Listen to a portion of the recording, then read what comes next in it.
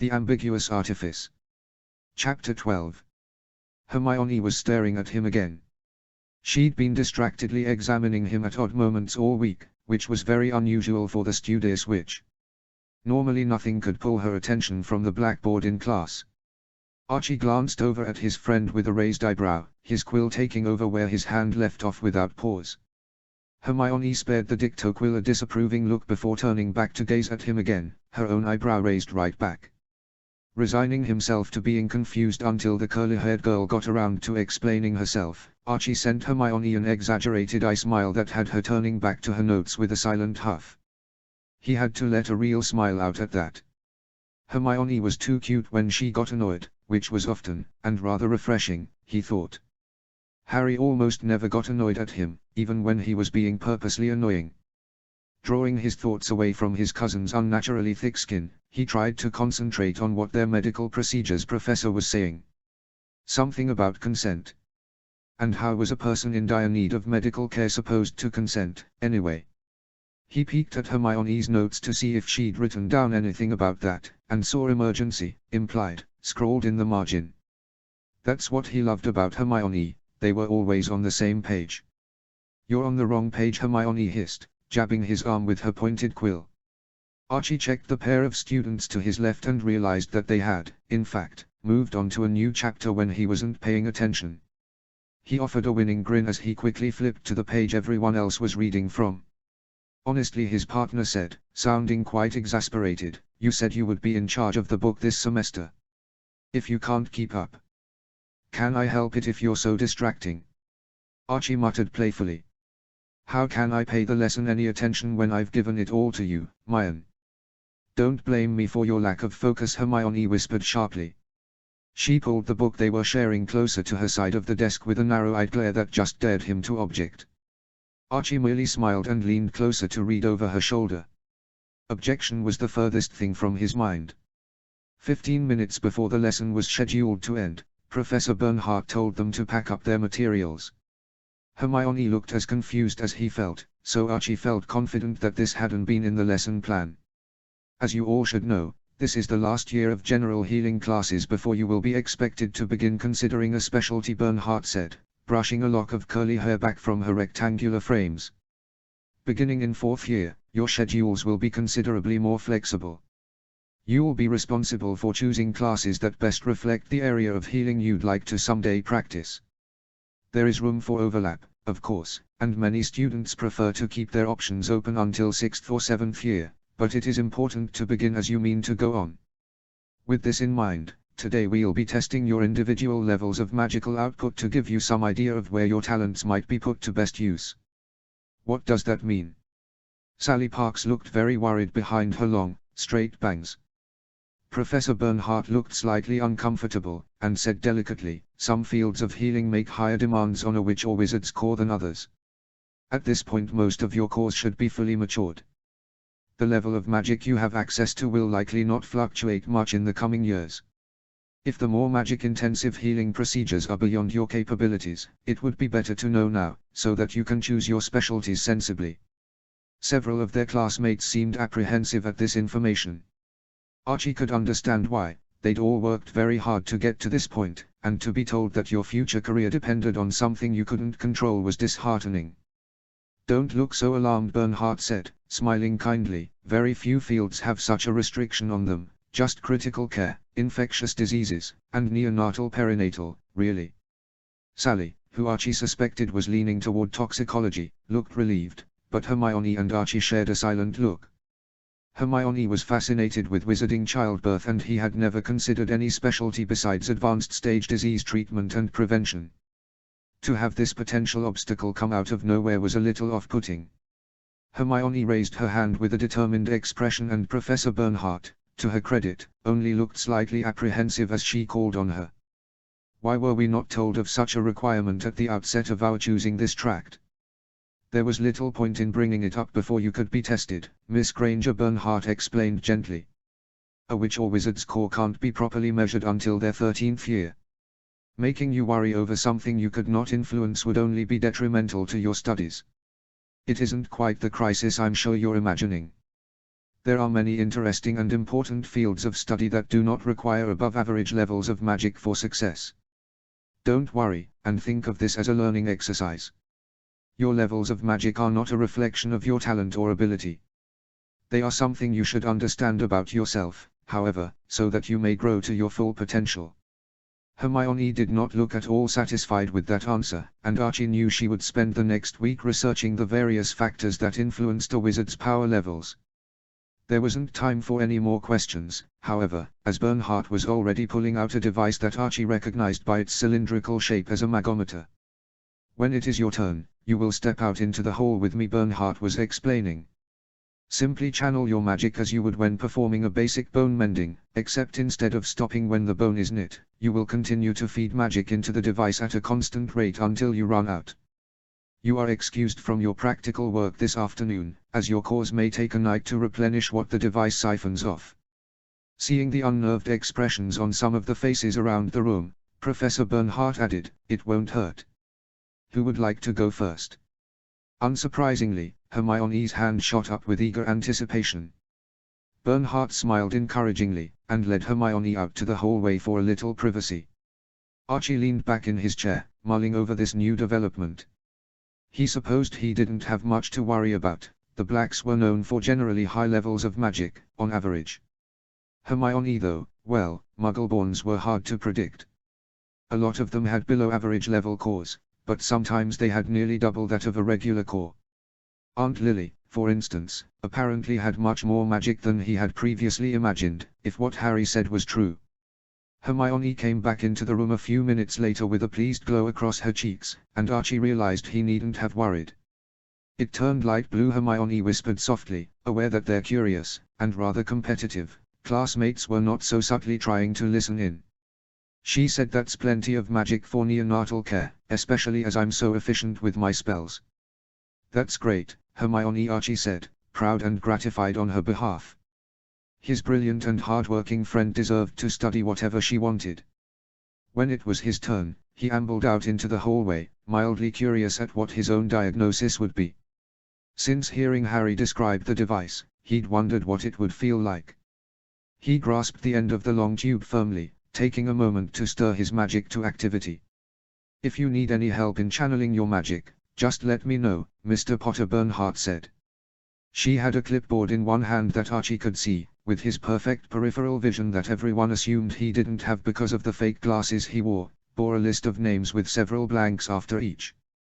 He gave his professor a relaxed smile, then began funneling his magic into the device as though it was a person he was trying to heal. He could feel the runes in the device helping him direct his raw magic, which would probably have gone all over the place otherwise, and noted with interest that the crystal sphere on the end was blooming with color already. He watched it absently as it turned from red to orange and began to bleed yellow, then got distracted by a sudden lurch in the pit of his stomach. Something was tugging at his magic, and it wasn't the device. He felt a familiar tingling in his face and realized with mild horror that the magic holding his metamorphing in place was beginning to unravel. He firmed the transformation immediately, as the last thing he needed was for his teacher to witness a sudden inexplicable shift in his features. As he pulled magic back into maintaining his guise, however, he felt the magic that was being channeled to the device slow significantly, shortly coming to a stuttering halt. Archie let out small pants of breath as Bernhardt took the device from his numb fingers. He was monstrously exhausted all of a sudden. At the forced smile on his professor's face, his gut clenched further and his eyes darted to the end of the magometer. It was a sickly yellow-green. "Perfectly respectable, Mr. Potter," the older woman said evenly, marking down the shade on her clipboard. "And what specialties are you considering?" "I want to do infectious diseases, Professor," he said, voice subdued. "You may want to reconsider," she said gently. "There are a lot of other." "I don't want to do anything else," he said firmly. Bernhardt's lips pressed together in a suppressed sigh. "The infectious disease path is one of the most difficult, Mr. Potter. I'm sure you have the drive, and you aren't lacking in intelligence, but at some point the practical work will be too much for your reserves. Many of the more advanced treatment procedures simply require a great deal of magic to pull off. I'm sorry, but it won't be possible to employ you in such a field." Archie made a show of shrugging nonchalantly. I don't need to be involved in treating them myself, Professor. I'm more interested in the research side of things, to be honest. I want to make headway in curing difficult or poorly understood diseases, but I don't care if I'm the one doing the physical curing. It's enough for me to focus my studies on them, and work in the theoretical aspects of the field. Even so, Bernhardt protested, the coursework required to achieve such a specialty is itself magically demanding. It would be difficult to pass with distinction. But not impossible, Archie said, giving the professor his best believe in me smile. I can do it, Professor. If it becomes too much, I promise to reconsider switching specialties, but you can give me a chance, can't you? Bernhardt looked torn, but allowed, it is your decision. I can only attempt to guide you toward a responsible choice. Put me down for infectious diseases, please, Archie insisted. I'll make it work. She sighed, but did as he asked. He strolled back into the classroom with an air of supreme unconcern, but Hermione's frown told him she wasn't fooled at all. That took a long time, she said softly. Is everything all right? Perfect, Archie told her. I'm infectious diseases, like I wanted. That's wonderful, Hermione said, excitement leaking into her voice. What color did you get, if you don't mind me asking? Green, he said, telling himself it wasn't technically a lie. No need to worry his friend. Especially since it wasn't a true concern, in any case. He hadn't realized staying constantly morphed tied up such a large portion of his magical core. It took enormous concentration, of course, especially to keep it up in his sleep, a feat he still felt great pride in having achieved, but he'd never considered the magic involved. Still, he wouldn't need access to all his magic until the upper years of study. By then, maybe Harry could come up with a way to make their polyjuiced forms even more similar, so that his metamorphic abilities didn't have as much work to do. Since their practicals had been cancelled for the day, he and Hermione took a stroll out to their favorite tree to get some reading done before dinner. After the unexpected excitement of magic testing earlier, Archie had almost forgotten Hermione's unexplained staring problem, but when he caught her giving him measuring looks from over her textbook, he tilted his head in friendly invitation to speak. How was your winter break? She asked, very casually. Archie was pretty sure she'd asked him that several times since they'd been back, but he played along. Really great. How was yours? Fine, she hummed. After a moment she added, it's strange going back to the Muggle world after so much time here, though. What's it like, living with other wizards? Do you do anything exciting for Christmas? I mean, Yule. Nothing spectacular, Archie said, just gift exchange and lots of food, really. Some folk go to services for the old gods at midwinter, but my family isn't particularly spiritual. What about New Year? Hermione asked, blinking curiously. I've heard wizards mark the modern calendar year as well with parties and the like. There's a really popular one in England, now that I think about it, isn't there? Ah, yes, Archie said, trying not to frown. There's a big gala on New Year's Eve that the Sow Party throws. It's sort of a fundraiser, but also sort of a social event for, high society types. You mean purebloods? Hermione said bluntly. Yes, I've heard. Have you ever been? I did go this year, Archie said, wondering why on earth Hermione was so interested in the event. Had she heard something? There wasn't anyone at AIM who would have been at a pureblood society event besides him, he didn't think. American and British wizarding communities didn't really mix, and all the Englanders at AIM were Muggleborns or half-bloods. He supposed someone might have family who'd been there, but why would they talk to Hermione about it? That's unusual, isn't it? Hermione commented, it's my understanding that the guest list is very exclusive, at least when it comes to those of mixed heritage like us. My cousin wanted to introduce me to some people, Archie said vaguely, and my dad was working security for the minister that night, so my family went along. It was unusual, yes. I probably won't attend again. Why not? Hermione asked, don't you get along with those Sow Party types? I just won't have cause to, Archie said, a bit uncomfortable. Looking to change the subject, he added, it's pronounced like so by the way, not Sow. What? Hermione looked taken aback, and Archie congratulated himself for successfully distracting her. No, I'm sure I heard someone call them the Cow Party, and it rhymes, doesn't it? Actually, no, Archie explained, That's a reference to what the party used to be called. It started out as the COW party, then it got changed later to the SOW party. What does COW stand for? Hermione wrinkled her nose, and why would anyone think up such an awful acronym? Archie laughed. I don't think anyone called it the COW party back then. It was the Cure Our World campaign. It was actually extremely bigoted. Cure was meant mostly as cleanse, I think, and the entire platform was the thinning out of mixed or muggle blood from Wizarding Society. Hermione's mouth fell open in outrage. But that's barbaric. It's the same sort of rhetoric that excuses ethnic genocide.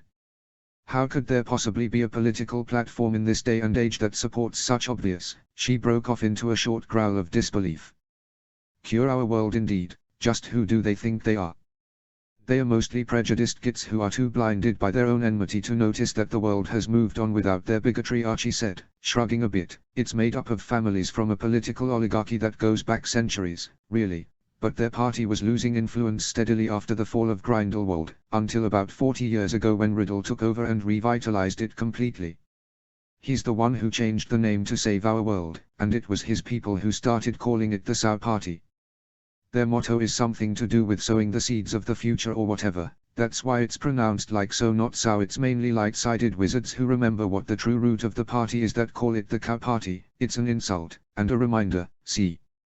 Hermione's eyes widened. That's why their seal has a bag on it. It's a bag of seed.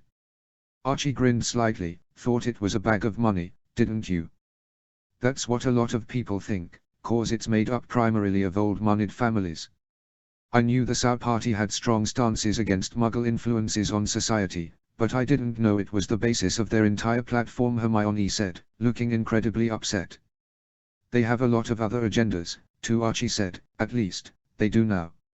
Riddle champions all sorts of causes through the party, like the releasing of restrictions on dark magic and artifacts, the reintroduction of certain standards of schooling, the establishment of various societies and charities devoted to the preservation of traditional wizarding culture, all sorts of stuff, really. Blood supremacy is just one of the most volatile and controversial issues they push for. And the oldest. They have so much influence, though, Hermione groaned. How can roughly half of an entire population be so wrong? It's not half, Archie reassured her, now regretting bringing up the subject. I mean, purebloods do make up quite a chunk of the population, but a lot of purebloods are in Dumbledore's party, too. There are loads of people who don't care either way, too. It's just that those few who have a lot of influence in society tend to be in one party or the other. There aren't a lot of really powerful neutrals anymore. They aren't all purebloods, though, Hermione said suddenly. Other people associate with them, don't they? You went to one of their events, even. Why would anyone who wasn't pureblood support their agenda? The Sow Party has power, Archie said, influence. They've rigged the employment system with laws and incentives so that the only way for a half-blood or muggle born of talent to get a position in the ministry or in the numerous private companies secretly funded by the party is to play by their rules. Also, like I said, they support other things. Most dark-inclined witches and wizards support the party, even if they aren't pure-blooded, because it's the only organization fighting the stigma against dark magic. Why would anyone want to support dark magic? Hermione snapped, clearly indignant. It's not all unforgivable curses, Archie said slowly. It used to have a better reputation, actually. The light-aligned wizards have spent a lot of time in the last 50 years working to undermine the Sow Party by attacking the kinds of witches and wizards who support it. Traditionally, dark families also tend to be more politically conservative and more blood-obsessed. So by working for restrictions against dark magic and setting a tone of intolerance about it, Dumbledore's party can indirectly discredit other things dark wizards stand for, and resist efforts by the Sow Party to pass blood supremacist legislation as well.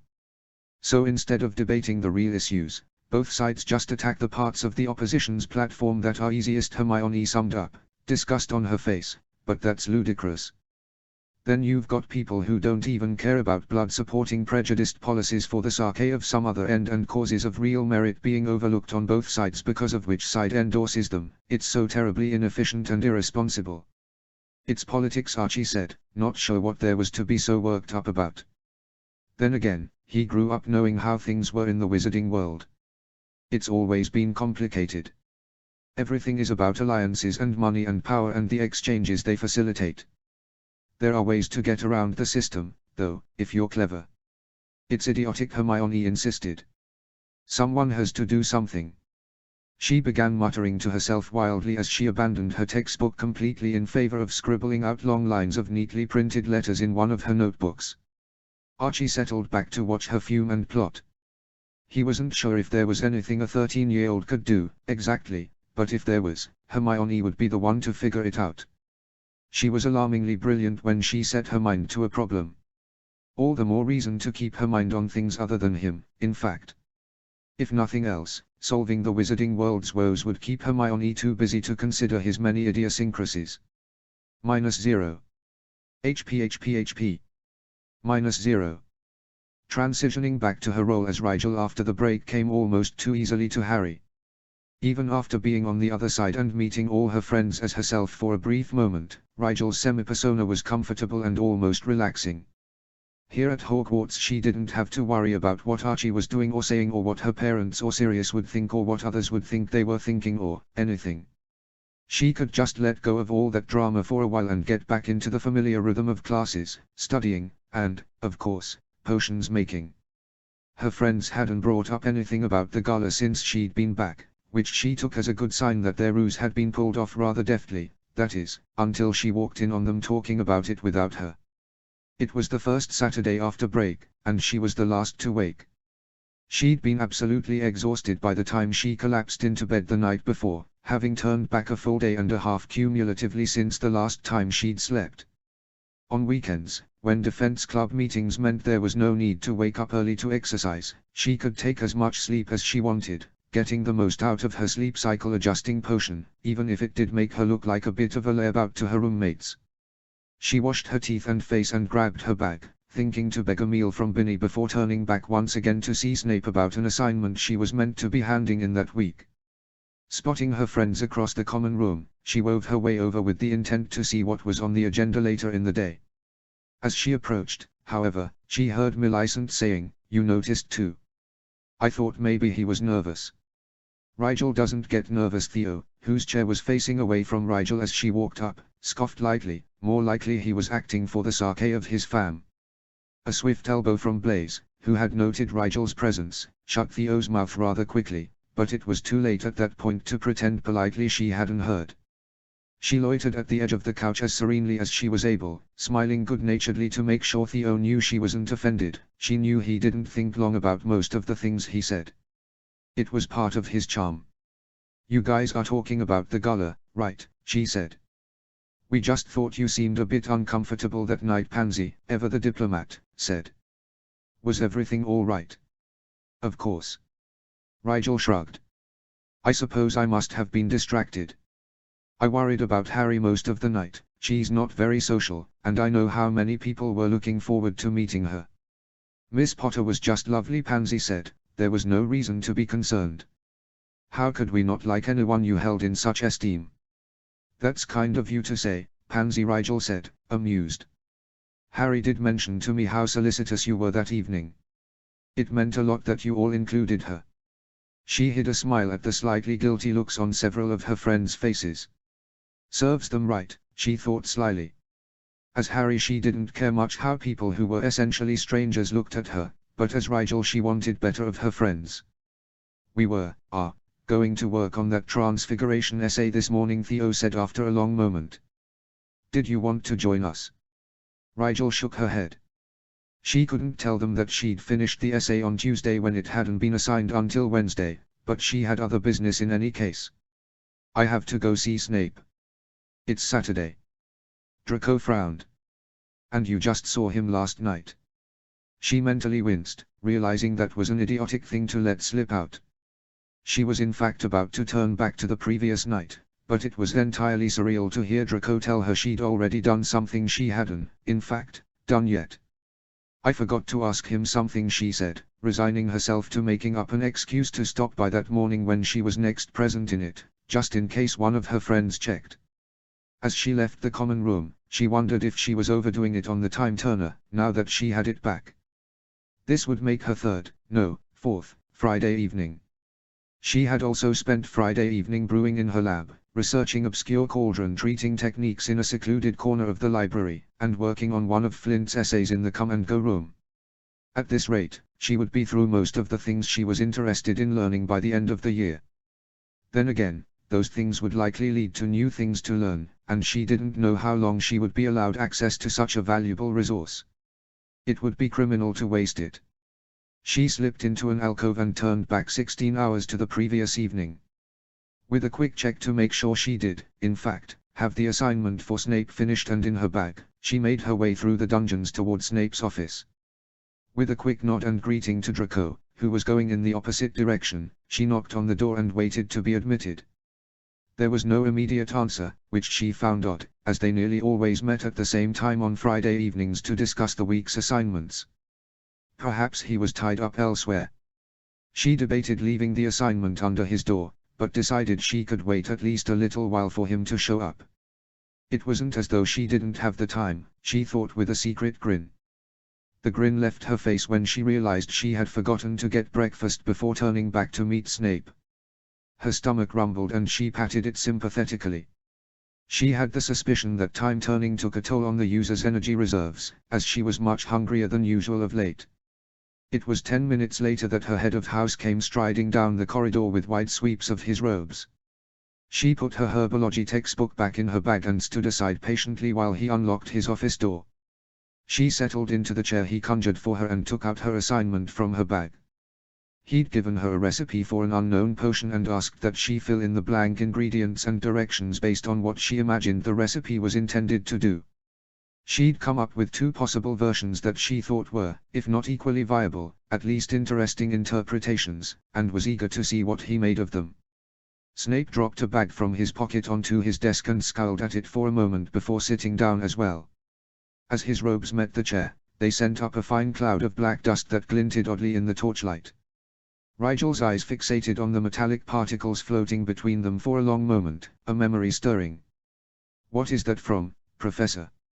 She didn't think she'd seen it anywhere at Hogwarts.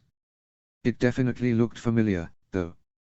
"This," the potions master spelled it away with an annoyed sneer. "From the Metallurgist's Guild, of course.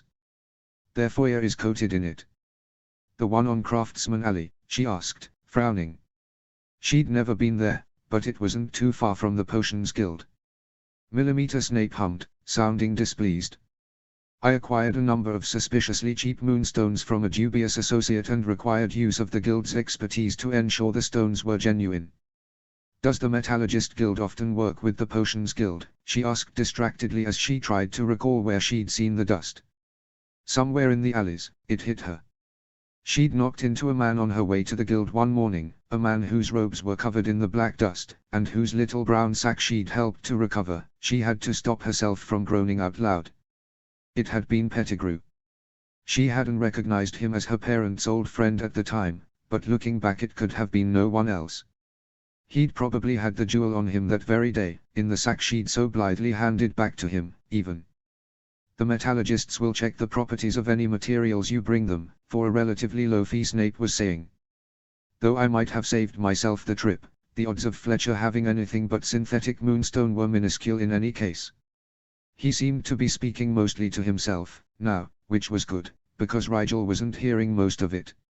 If Pettigrew had been to the Metallurgist Guild with the artifact, they may have tested its properties. They may know something about the jewel, or remember Pettigrew and be able to recognize its description if someone were to ask. But how would anyone know to ask unless she did something about it?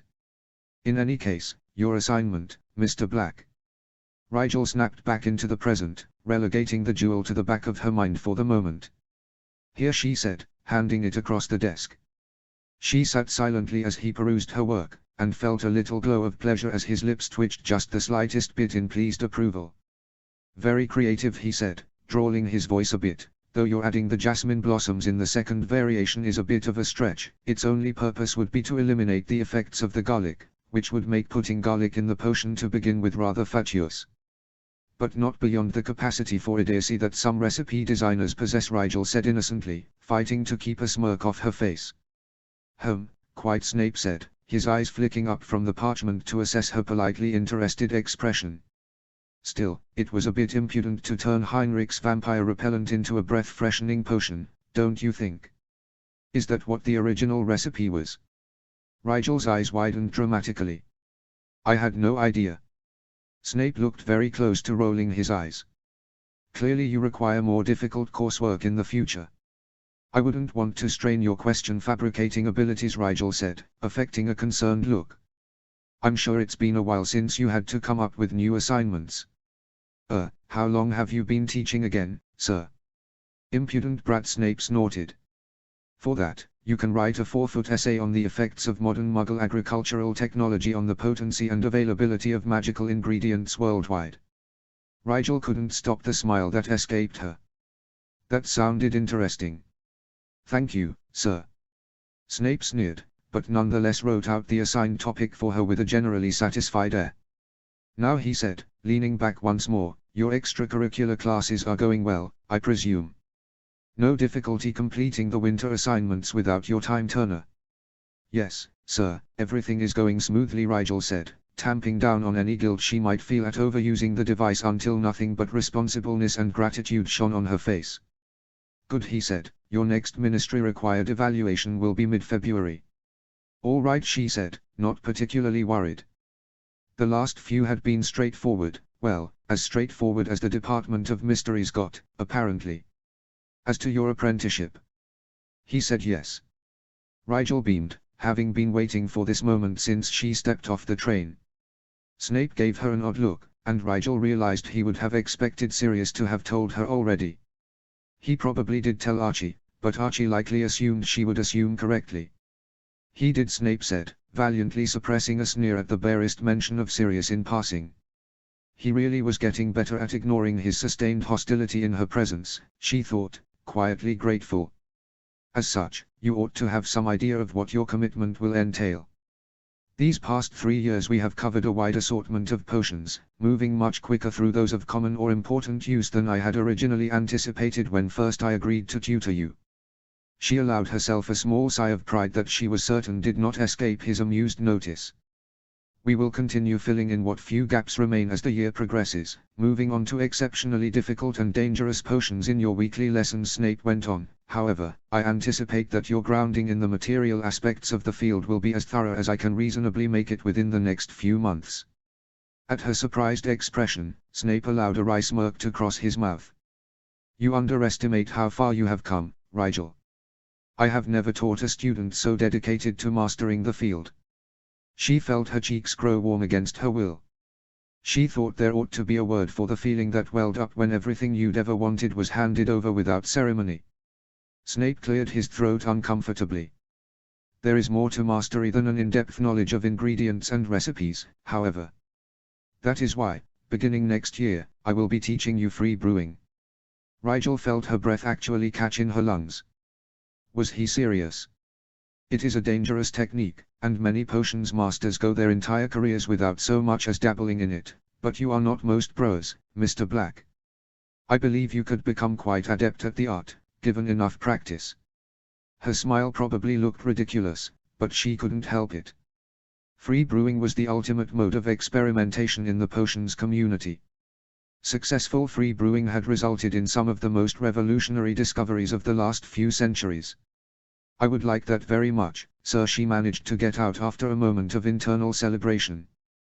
There is a condition, Snape said quietly, in a tone that caused the smile to slide right off her face. Free brewing is not a technique that everyone is capable of performing safely. It requires a good deal of magic, and exceptional control over that magic, to hold an unstable potion together until it can be neutralized manually. Without that magic and control, the first misstep might cost a brewer his hands, or his eyes. Rigel grimaced, but it was not at the gruesome image, rather, it was at the direction she could now see this conversation progressing. You want me to stop using the suppressor? All enthusiasm was gone from her voice, now. Not immediately or all at once, Snape said, attempting to be diplomatic. Eventually, however, yes. You must learn to harness all of your magic, Mr. Black. She refrained from saying that such a statement was merely his own opinion, and instead said evenly, is this a condition of the apprenticeship itself, or only of learning free brewing? Snape scowled. I have accepted you as my apprentice, Mr. Black, regardless of your own stubbornness, but remember that I have just explained the increasingly shallow body of knowledge I have to impart. I could spend the next 4 years coming up with exponentially more obscure and unlikely recipes and ingredient combinations, but that would not service your potions education in any useful way. Alternatively, we could attempt to fill the remainder of your school years researching various projects, but would it truly be enough to satisfy you? You sought this apprenticeship because you wanted to benefit from my instruction, did you not? Free brewing is something only a small handful of people on this half of the world can teach you. I am offering this knowledge to you, and, if you are very adept and can convince me of the prudence of such a thing, to your cousin Harriet Potter, as well. All you have to do is gain control of your own magic, something which will benefit you in all areas of your studies. Do you truly believe that is an unreasonable condition? She felt as though she'd swallowed something that had been advertised as sweet and had instead turned out extremely sour. A rather childish part of her was saying, he can't do that, in the back of her mind, but he could, and she was forced to acknowledge. She couldn't argue with his reasoning, either, really. She had heard many times how dangerous free brewing was, and magic was the ultimate stabilizer, everyone knew that. It made perfect sense that wizards of greater magic would be better able to brew unstable potions without getting blown up. Even so, she couldn't help but think this was just Snape's excuse for making her give up the suppressor he disapproved of without a fight. She had to give him points for Slytherin cleverness, at least. At her long, silent hesitation, Snape frowned, and asked, uncharacteristically earnest, why are you so against this? An honest attempt at controlling your magic does not seem so much to ask, in exchange for what you want more than anything, do not deny it. She wasn't going to. It was everything she'd ever wanted. You are a Slytherin, Rigel. Why do you even consider jeopardizing your primary ambition simply so that you may remain mediocre? She chaffed at the last comment, but recognized that Snape was making an honest, if somewhat snooky, effort to comprehend her reticence. I'm not sure you can understand, she said slowly. Most of the Slytherin students have ambitions of power or wealth, they want to be important, to be known and have influence in some way or another. My ambition is somewhat antithetic to that. I don't want to be important. I want to do important work, but I don't want to be noticed myself. Snape looked unconvinced. You cannot tell me you don't crave recognition, I have seen it. There is no shame in such a desire, Rigel. You should be proud of your talents. Rigel felt her forehead crease with frustration, not sure there was any way to explain what she wanted in a way he would understand. I just want to learn potions. When I came here, yes, I wanted your recognition, because it validated my reasons for pursuing this field. When you told me I was good at potions, I don't think you can understand what it meant to me. No one ever told me I should study potions. It was a hobby my family humored, and financially supported, which I'm very grateful for, but it wasn't. I needed someone who knew potions to tell me I had a real chance at making it in the field. You made me believe that even though I may, she broke off before her mouth could run completely away with her. She had almost said half-blood girl. Even though I'm young, that I have the potential to do something great with my abilities. I do think that now. And it's enough. I don't care if other people know how talented I am. If I make mastery, I won't care if anyone ever hears the name Rigel Black again. I just want the knowledge, and to further the field, and invent potions that change people's lives, and, she swallowed hard. I just want to be left alone to brew, sir. Snape had the oddest, most unfathomable expression she'd ever seen as he looked at her. After a lengthy pause, however, he merely said, what does this have to do with your magic? Learning control will only help your potion brewing. You can still be an anonymous academic if you wish. I can't though, don't you see? Rigel frowned deeply, wondering if he was being deliberately obtuse. I'd be happy living my life mostly unnoticed, apart from my work, but having powerful magic is not something people in our society just ignore. Those with unusual gifts are picked out of the crowd, elevated to a position of high expectations. People start calling them Lord and push them into throwing their magic around, if not literally, then socially and politically. Everyone wants to be acquainted with them, except no one actually wants to be their friend. I don't want that life. I just want to be left alone. You do not know that such a fate is inevitable, Snape argued. There are plenty of powerful wizards who live in relative peace. No, there aren't, Rigel said flatly. Don't say Dumbledore and Riddle, either, because neither of them are left in peace. People watch them constantly. They have to make friends with other powerful people because if they don't make friends they'll make enemies simply by being perceived as too aloof or secretive. People are too curious to leave power alone. They already look at me differently because I speak Parseltongue and because of the weird thing my magic can do with other people's cores. If it got out that I had magic so powerful I could barely control it, everyone would want to know what I was going to do with it. No one with power manages to stay unnoticed for very long, unless they hide it, which is what I am trying to do. You are ignoring it, not hiding it, Snape scowled. But it's for the better, can't you see that? Rigel leaned forward to brace her hands on the desk in front of her. Most of the people with high levels of magic in history end up becoming Dark Lords or getting killed by someone jealous of their power or creating dangerous magical artifacts that ravage the earth or something else incredibly egomaniacal and stupid. No one should have that kind of power. It's dangerous to the whole world. If I develop my magic, that's one step closer to using it, if I even can use it without hurting people. More than likely I'll lose control and something terrible will happen. Who do you insist that you are a danger? Snape said, visibly frustrated. Have you ever actually hurt anyone with your magic? Rigel shook her head slowly. No, but I have this gut feeling I can't shake. It's telling me my magic is dangerous. A feeling is not sufficient reason for ignoring your potential, Snape snapped. What's dangerous is not learning to control your magic. If pent up long enough it will hurt someone.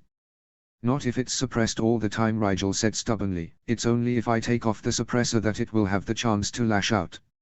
My aunt keeps hers suppressed all the time, and... Do not bring Lily into this, Snape snarled, bringing a hand down on the top of his desk angrily. With a deep breath, he reined his temper, and added, this is about you. No one else. I don't want to take a chance with other people's safety. Snape rubbed his temple in irritation, and I need you to acknowledge that I have more knowledge on the subject of magical abilities than what panicked conjectures you've come up with on your own. You are not the first student with unruly magic I have taught, nor will you be the last. There are ways to control it, ways that do not involve putting a lid on it.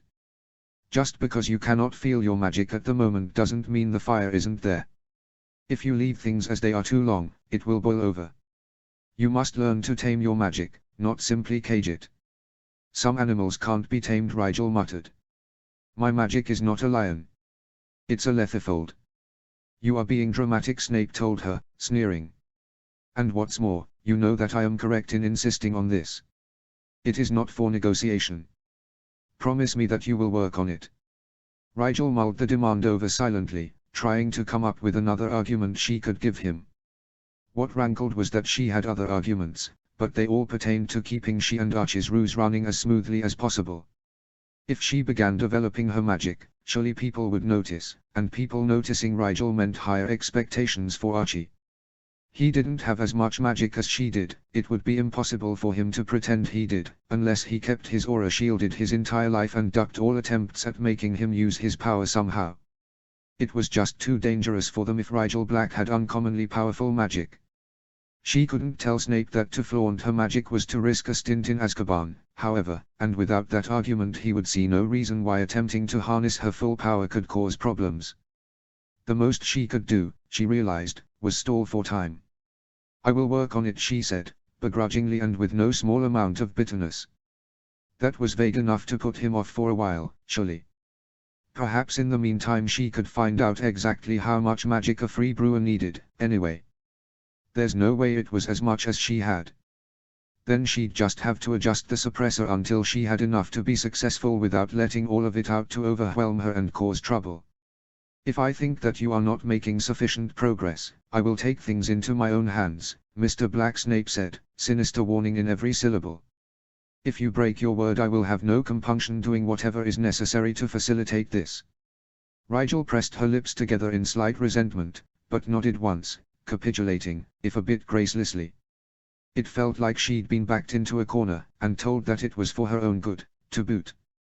As she left the office, she willed herself to relax. She was Snape's apprentice. She should be happy, not angry.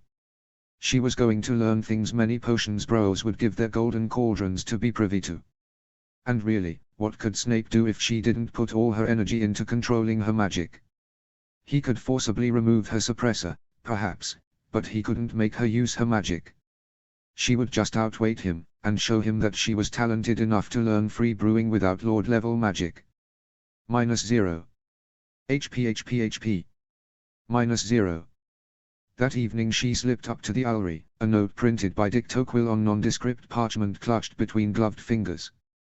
She reassured herself that there was no way to trace who the letter had come from, even if the best people at the ministry tried tracking it. They would only see that it came from Hogwarts, and they already suspected the jewel had something to do with someone at the castle, so there was no reason for anyone to think of her, specifically, when they read it. Even so, she could not help feeling very vulnerable as she read through the words one last time. 2. Errors in pursuit of goblin artifact. Man with large jewel of suspicious origin was seen in the Metallurgist Guild on Craftsman Alley, July. Questioning the material specialists there may yield the answers you seek. A concerned citizen.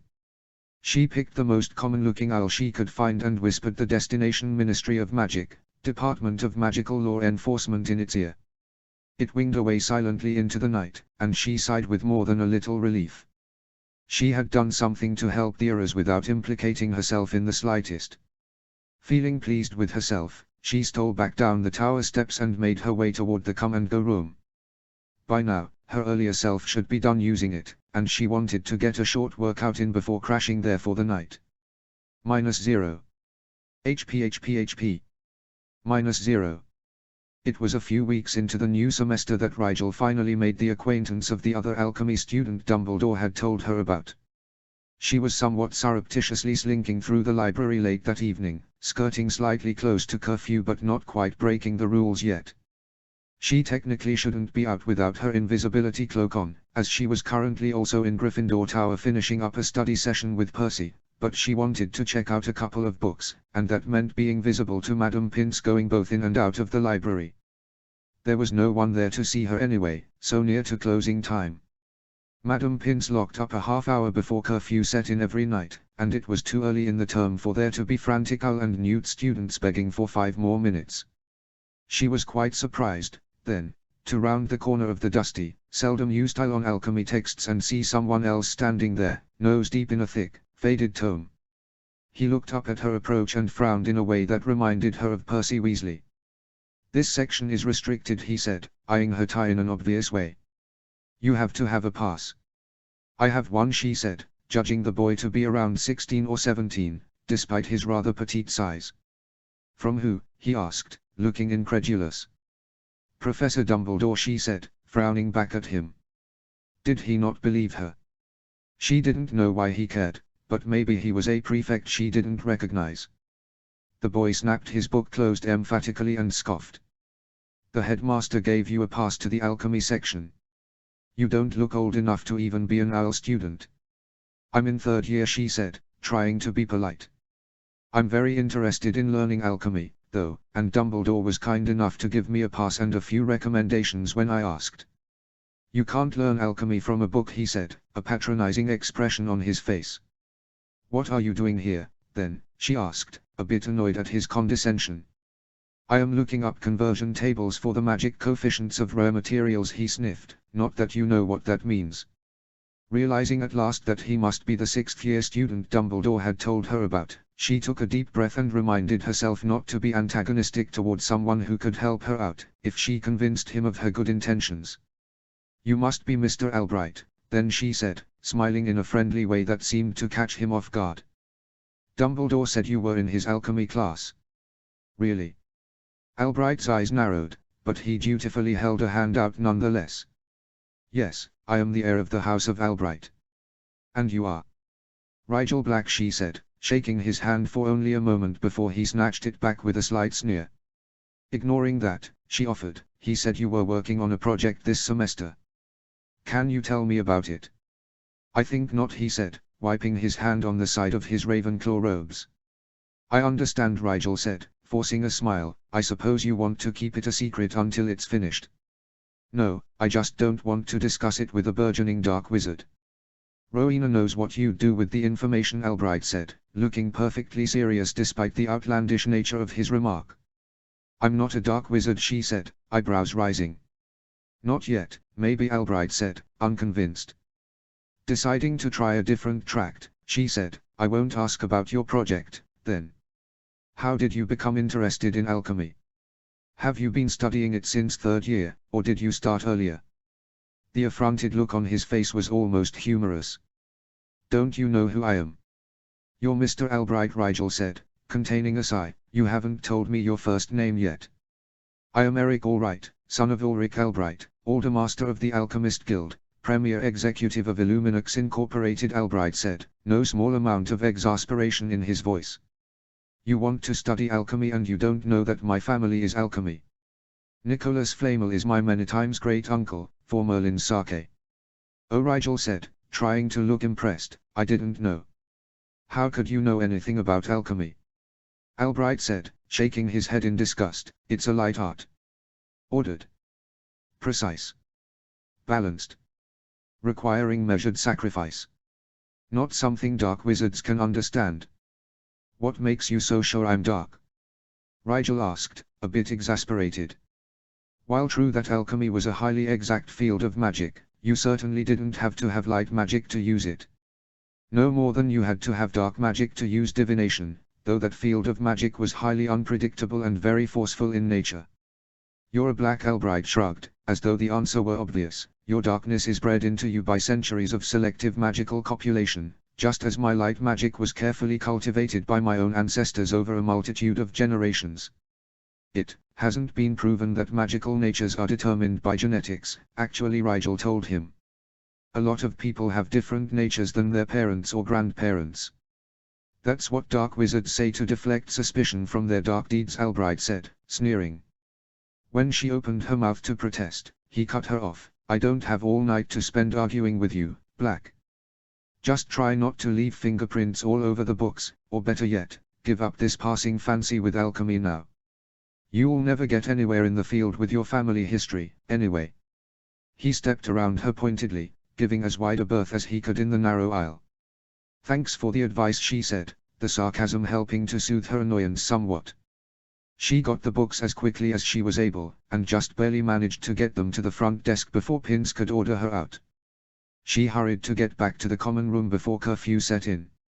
She had down in her notebook that she had turned back a few minutes after her earlier self had left the Gryffindor common room, so she should be all right to re-enter the common room as she was. Draco came across her in the dungeons, and joined her on the way to the common room entrance.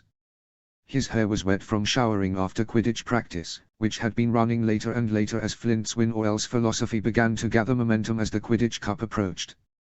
You looked exhausted, Rigel said, eyeing the way he winced every other step. Too much time on a broom could severely cramp the leg muscles. It'll be worth it, if we win, Draco said, smiling tiredly. Where've you been? Gryffindor common room, she said, anticipating his annoyed huff with a grin. What do you see in those blood traitors, Rigel? Oh, the usual, she said lightly, friendship, companionable silences, long walks by the forbidden forest. Stop, before I hurl what little dinner is still left in my stomach all over your ugly boots, Draco groaned. They aren't ugly, Rigel sighed, they're practical, Draco mimicked. So you've said. They walked the cold corridors in silence for a little while, Draco pretending not to shiver and Rigel pretending not to notice. Rigel's mind kept going back to Albright, and how peculiar his opinions had been, and she wondered if his family was indeed as notable as he seemed to believe, or if he was simply full of himself. Draco, she said, have you heard of a family called Albright? I think they're Albright. Draco's head snapped around so quickly that several drops of water flew off his hair and onto her face. She wiped them away with amusement as her friend demanded, what about them? You know of them, then? Rigel said, a bit surprised, I've never heard them mentioned in society before. Not dark society, Draco rolled his eyes at her, they're light supremacists, Rigel. The whole family is a bunch of high-strung narcissists who spend all their political capital opposing everything my family does regardless of principle or reason. I thought they were mainly alchemists, Rigel said, taken aback by Draco's passionate dislike. That's their income source, Draco said, waving a hand dismissively. They've had a stranglehold on the Alchemist Guild for centuries, and use it to channel money back and forth between the research labs there and the Albright's private corporation, which is basically an elaborate front for them funneling guild money into their various political campaigns. That sounds involved, Rigel said. How do you know so much about it? Ulrich Albright hates my father, and I assure you the feeling is entirely mutual, Draco said, his face pinched and angry. Albright is always getting in the way of the Sau Party's agendas. Father thinks Illuminux is being used to manipulate the market on magical materials, too. They are always buying up huge stockpiles of ores or crops, claiming they need it for their alchemical research, but really they are just monopolizing the commodities so they can allocate them strategically and force the prices up. You remember that shortage of fairy eggs 2 years ago? Rigel blinked. Of course. The price tripled for almost 6 months. I had to start substituting doxy eggs instead for some of my potions. Everyone did, Draco said, crossing his arms indignantly, and guess who just happened to buy up an enormous pile of doxy eggs right before the fairy egg shortage? Illuminux. They planned the whole thing. Or at least took advantage of insider knowledge somehow. Just like they did with the ginseng crop during the sleeping sickness. Rigel's lips parted in surprise. That was them. How did they know? And why weren't they selling any of it, if they wanted to make money? To spite my father, of course. I almost died, Rigel Draco reminded her. There's no way they could have known you were allergic to the substitution, Rigel said, frowning. Your father didn't even tell the school nurse what your allergies were. They probably got access to my records at St. Mungo's, Draco said. Those are heavily warded, I'm pretty sure, Rigel pointed out. Well, I don't know how they do it, exactly, but it's a pretty sinister coincidence, don't you think? Draco scowled. I suppose, but surely they wouldn't take a political rivalry so far as to try and indirectly kill you, Rigel reasoned. They certainly would. Draco looked at her in an incredulous manner. The Albrights are the sworn enemies of the Malfoys. He said it with such deadly seriousness, even as his hair dripped a puddle onto the flagstones, that Rigel couldn't help but poke fun. I thought that was the Weasleys. Draco scoffed. The Weasleys are an embarrassment. And blood traitors anyway. The Albrights are evil. They probably think the Malfoys are evil, too. Maybe you're both just misunderstood, Rigel suggested, starting to walk back toward the common room again. Draco spluttered as he scrambled to catch up. We are not misunderstood. The Malfoys are evil. She shot him a sideways look that said clearly, are you sure you want to go with that? I mean, we have tended in the past to be a bit unscrupulous. And drawn to Dark Lords. He paused for a moment in thought. I mean, in the past some members of my family have done what might be considered regrettable things in the pursuit of power. But it's family tradition. Rigel snorted, that is a rotten tradition. Draco's face was positively indignant. It is not. Tradition is what holds our way of life together. It's what? I've heard the party speeches, Rigel cut in, summoning a grin to show she wasn't actually annoyed. You have to admit that not all traditions are good, though. Like what? Draco said, lifting his chin defiantly. Like. She cast her mind around for something that wouldn't offend her friend. The blacks have a tradition of beheading our house elves and mounting their heads on the hallway walls. What? Draco spluttered, my mother never told me that. Well, it's true, Rigel said, smirking, at least for the main household. It's stupid though, because they smell even under the preservation charms and they clash with every decor style that isn't utterly macabre. That is an example of the power of tradition, though. Some black ancestor decided to behead his house elf and keep it around, so every lord and lady black after that did the same thing without thinking how distasteful and pointless and gruesome it actually was. Draco was silent for a moment, looking slightly grossed out. I'm sure it had great significance at one point, he settled for saying, not even managing to keep the dubious look off his face. And Rigel was sure it was just another example of blind adherence to inherited patterns of behavior and thought, but she was much too fond of her friendship with Draco to ever say something too bluntly dismissive out loud. There were some opinions he was simply ill-equipped to hear. -0. HP. -0. The first Quidditch match of the new term was on the last Saturday in January, between Slytherin and Ravenclaw. Spirits were particularly high on the Ravenclaw side, as the Ravens were currently leading in points for the House Cup, and a victory on the Quidditch pitch would put them almost irrevocably ahead. Usually when Slytherin played a match, the two houses not participating would choose to root for whoever the other team was, but in this case the Lions and Badgers didn't want Ravenclaw to pull so far ahead in the House Cup either, so the support for the two teams was rather mixed. Rigel was in the staff box, having been invited along with Pansy to once again spend the match with the Malfoys.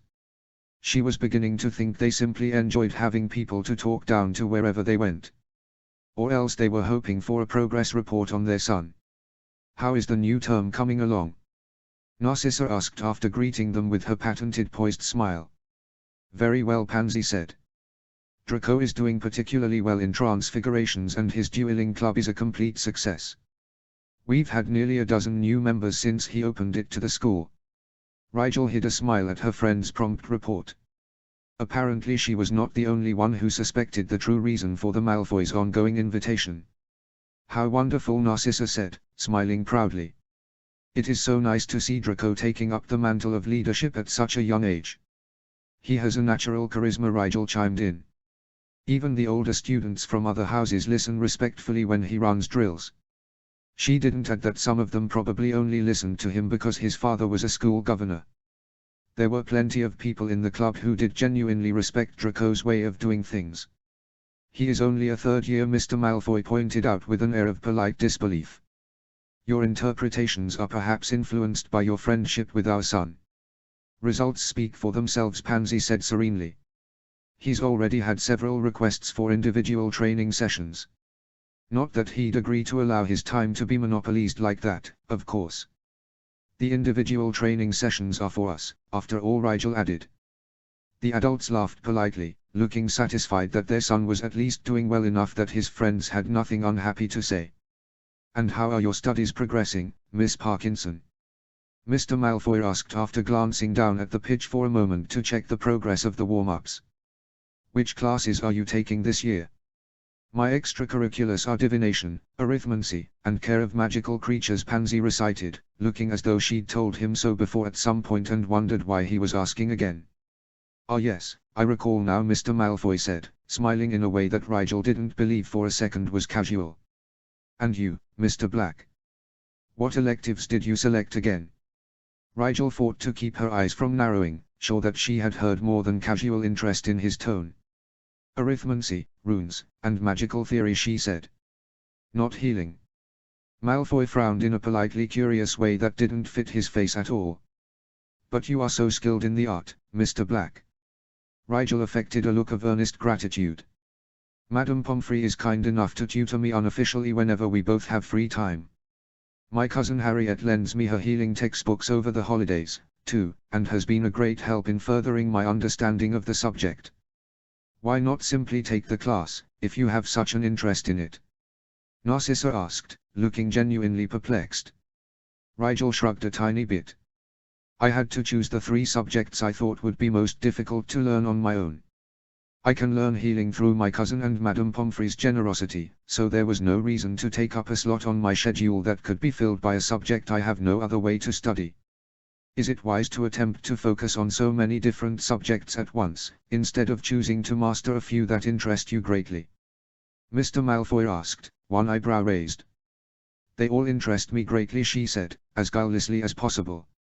"It is so rare to meet such a devoted academic these days," Narcissa cut in, smiling in a way Rigel knew was meant to soften her husband's rather pointed inquiries. "Perhaps some of it will rub off on our heir." "Draco doesn't take direction from his peers," Pansy said, drawing the attention away from Rigel once more. "It's quite the other way around." The game began soon after, and Rigel's attention was distracted from wondering why Mr. Malfoy was suddenly so interested in her schoolwork. Perhaps he was simply curious as to how a Hogwarts student learned so much about a subject that was not emphasized in the curriculum. It had seemed like more than that, but Rigel admitted to herself that she was probably being paranoid. She had been feeling increasingly as though she were missing something important, lately, and it was apparently starting to give her suspicious tendencies. Snape had appeared sometime just before the tip-off, and now stood at the elder Malfoy's elbow as the game commenced. "The team looks in fine form," Malfoy remarked a few minutes into the match. "The chasers are remarkably efficient. As I understand it, Captain Flint has been particularly driven this last month," Snape drawled. "I think the words you're looking for are increasingly manic," Professor Pansy offered, shaking her hair back until it hung against her upper back instead of her face. "Well, he may actually graduate at this rate," Snape smirked. "Presumably he sees this year as his last campaign, so to speak." It certainly did look like the chaos of war as players on both sides attempted to claim an early lead by any means necessary. Rigel had to wince as both Slytherin beaters attempted to shoot bludgers at the Ravenclaw keeper simultaneously. It was obvious that the keeper was used to intercepting balls rather than dodging them, as his first instinct to fly toward the incoming bludger was only checked at the last moment in a desperate and panicky roll to the side. She could see Draco circling high, his sharp features flushed with adrenaline and the cold slap of the wind. After a few minutes she realized she was missing all the action, just keeping her eyes on her friend, and attempted to catch back up with the rest of the game. Before she could so much as determine who had the quaffle, however, a stabbing pain eclipsed her lower abdomen and sent her gasping to her knees. "Rigel!" She heard Pansy's concerned cry vaguely over the noise of the stadium, but it was hard to concentrate over the nauseating sensations of snakes crawling through her belly. She felt like she'd just swallowed a galleon of polyjuice potion, only several times worse. "Mr. Blackett," was Snape's voice now, and his hand on her head. She blinked up at him, but he was going in and out of focus like a poorly timed picture. Her brain put two and two together just as Snape's eyes began to narrow, and she ripped herself away, turning toward the stairs with an exaggerated groan. "I'm going to be sick," she gasped out, and that was enough to make the few adults between her and the steps step back automatically. She dashed between them and ran with all of the speed she could muster down stair after stair until she reached a landing with no one on it. Pulling the cloak she had been grasping for in her bag over her head, she fumbled with her time turner and gave it a random spin, too panicked to care how many revolutions it took as it whisked her away from the present moment and back to the only safety afforded to her just then. She saw Snape rounding the landing just above her as she faded, invisible, from the scene, and made a note to reappear somewhere believable when she sorted things out. When she opened her eyes from where she'd closed them against the dizzying sensation of time travel, it was to a silent stairwell, probably hours or possibly a full day before the match was set to occur. Rigel kept the cloak firmly over herself as she hurried down the rest of the stairs and away from the pitch. She still felt violently ill, but she could also now feel the beginnings of a transformation that, if she had been thinking at all, she should have been able to predict. She headed for her lab, despite having no idea what time it was and therefore no clue whether there was another version of herself in there at present. She didn't remember the door randomly bursting open at any point in the last week while she was working in there, so logically, if the time stream was consistent, she hadn't interrupted herself, or wouldn't. Whichever. After cloistering herself in her lab and locking the door with as powerful a spell as she could think up, she pulled her cloak off and breathed deep in both relief and in an effort to calm herself down enough to think clearly. When her body came back into view, it was obvious what had happened. The modified polyjuice she had taken that summer had worn off completely. Scowling at the inconvenience, she nevertheless had to admit that it was entirely her own fault. She knew the modified potion would only have an effective life of about a year. What did she think was going to happen when she crammed so much extra time into her days and weeks? Still, she paused, had she really lived a year in roughly 4.5 months? That was a little much. She briefly considered cutting back on the time turner for a while, then realized that if she was going to get out of this mess, the time turner was her only chance. She needed to brew a new modified polyjuice using hers from the same samples that she'd used the last time she took it. Otherwise, her appearance would change. Luckily, or rather due to her incredibly obsessive tendencies when it came to potions ingredients, that much would be no problem. She took out her potions kit from her bag, and opened the expanded drawer that contained all the human samples she collected. She had plenty of her own hair, having been collecting it at regular intervals for years. Finding one from the end of summer was a cinch. She needed arches too, though. skipping over those vials labels with names of other people she knew, and grimly hoping her friends never found out about her strange but oddly comforting habit of keeping bits of their hair in her potions bag. She found the row of vials with Archie's name on them and skimmed the labels. She had more recent samples from the winter break, mostly because she was curious what would happen if you polyjuiced with hair of a metamorph who was transformed when the sample was taken, but she needed the one dated August. There. She only had 3 hairs left from that sample, but one was all she needed. This is why Theo is right and paranoia pays, she thought idly as she set the vial aside. Now the real problem, completing a new modified polyjuice potion, which took an entire month to brew properly. In the next, she cast a quick Tempest charm and grimaced. 6 hours. Before she could despair, she sat down on a stool and pulled out a piece of parchment and a quill, muttering determinedly. Okay. I can do this. What do I have? Most of the ingredients. She made a quick inventory, grimacing as she realized she'd have to somehow get a hold of an amber stone. One preferably a bit bigger than the pea-sized ones she'd been using. She didn't want to be doing this all over again if she happened to somehow squeeze another year into her remaining 4 months. Amber wasn't stocked in their student storeroom, she knew, and while it was possible that Snape may have some in his private store, it was not possible that Snape would not ask her what exactly she needed it for. She could order it, but she didn't know how long that would take, and it was the very first ingredient she needed to put in the cauldron. There was also the problem of logistics, she realized. Her time turner could only go back a week at a time, and polyjuice needed to brew continuously for a full moon cycle. She would have to fold 4 weeks into one while somehow not running into herself or anyone else along the way. Oh, no, she groaned out loud, realizing that reliving the same week 4 times would be impossible. I've already done Tuesday 3 times. That would put her at 7 selves in one time, which was very, very dangerous according to everything the Ministry and Snape had told her. Okay, she talked herself through it. All right. I'll redo this week 3 times, then go back to Wednesday on the 4th go-round and live through Monday, then go back again to Saturday morning once the potion is finished. Yes. But where? At various points in the last week she had already been present in the room of requirement and her lab, ruling both of them out as places she could leave the polyjuice because she didn't remember there being unexplained polyjuice in either place when she was last there. She would need somewhere to sleep, 2, or rather 4 different places to sleep throughout the week that somehow didn't include her dorm or the come-and-go room, since she had already slept in both places almost every night over the last week. What a mess, she sighed. She could try camping out in the forest, but the odds of her not being eaten eventually by Acromantula while she slept were probably fairly low. With a reluctant grimace, she realized her safest option was going to be leaving Hogwarts altogether.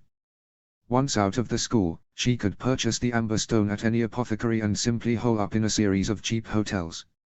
It felt wrong to contemplate leaving the school in the middle of the semester, but, she reasoned with herself, it wasn't as though she wouldn't also be at school that week. It would only seem to her as though she'd taken a month off of classes. No one else would even know. It was probably going to involve breaking a dozen rules, but hadn't she already? Better than being sent to Azkaban for using a ministry-controlled potion to impersonate a pureblood, she muttered half-heartedly.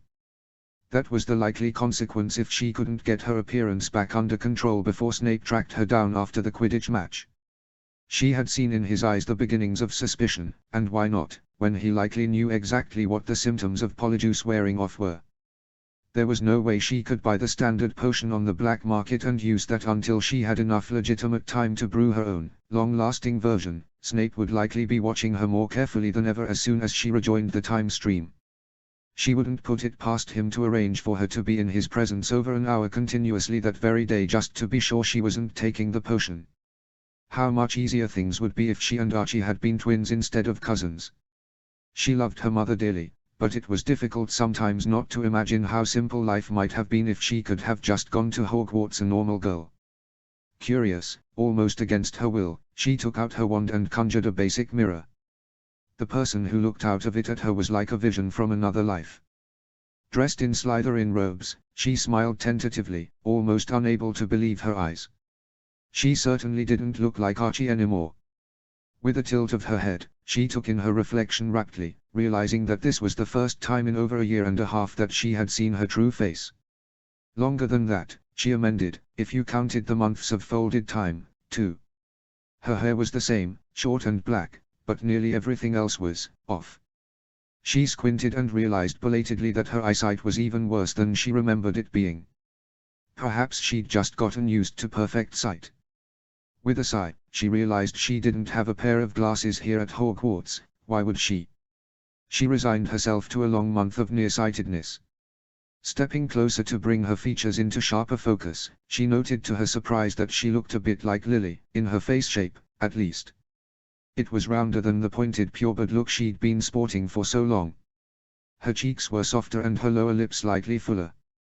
Her eyes were uncanny, after seeing them in grey and dull green contacts for so long.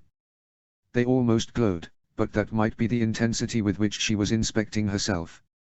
She didn't know if the girl in the mirror could be called pretty, she just looked odd to her. She'd never considered vanity one of her defining traits, but she couldn't deny a certain amount of fascination as she experimentally turned from side to side. She was definitely maturing, she noticed with mixed feelings. Her waist was sloping in and her chest slightly out. She'd also lost at least an inch in height, she thought with annoyance. It figured that Archie would be taller than her. At least she still had her musculature. Relative health was one of the things about the body that even Polyjuice would still reflect. After one last look, she banished the mirror, satisfied that at least no one would recognize her as Rigel Black while she was away from school. She would have to lose the school robes, though. This is going to be more elaborate than I thought, she complained to herself, mentally drawing up a list of things she would have to do. First was collecting a couple changes of clothes and her savings from her dorm room. As it was very early Saturday morning, she would have to wait until her previous self woke up and left for the Quidditch match. That gave her a few hours to prepare the rest of it. She began gathering cauldron, scales, stirring rods, knives, and anything else she might need to complete the Polyjuice. She used the cauldron as a carrying container, as her book bag was not quite extendable enough to shove an entire pewter-sized 2 inside comfortably. She made a list of what books she wanted to grab from her dorm to read while she was waiting for the potion to brew, then tried to decide if there was a way she could get food from the kitchens without any of the elves asking who she was and why she looked sort of like Rigel. Binny, at least, would probably notice something off. Food would wait, then. Where should she go first? Not Hogsmeade, she said aloud. She was obviously school-age, even if she didn't look like Rigel Black. It would be too easy for someone to alert the school. They'd probably even think they were doing what was best for a young girl wandering about on her own. A moment later she realized that her youth, at least, she could fix. An aging potion only took a couple of hours to whip up, after all. She would have to renew the dose every few hours, but with no one watching her every move, that was easy enough. She rolled up her sleeves and got started, determined that her plan was going to work. It had to work. -0. HP. -0. Slipping out of the castle with her supplies had been almost unnervingly simple. The Marauder's map led her straight into Hogsmeade through the One-Eyed Witch's hump, and from there it was an easy matter to flew to Diagon Alley. 15 minutes later she had a key to room number 6 at the Leaky Cauldron and rent secured through the week. The first thing she did was purchase a hideously garish scarf to wrap around her head.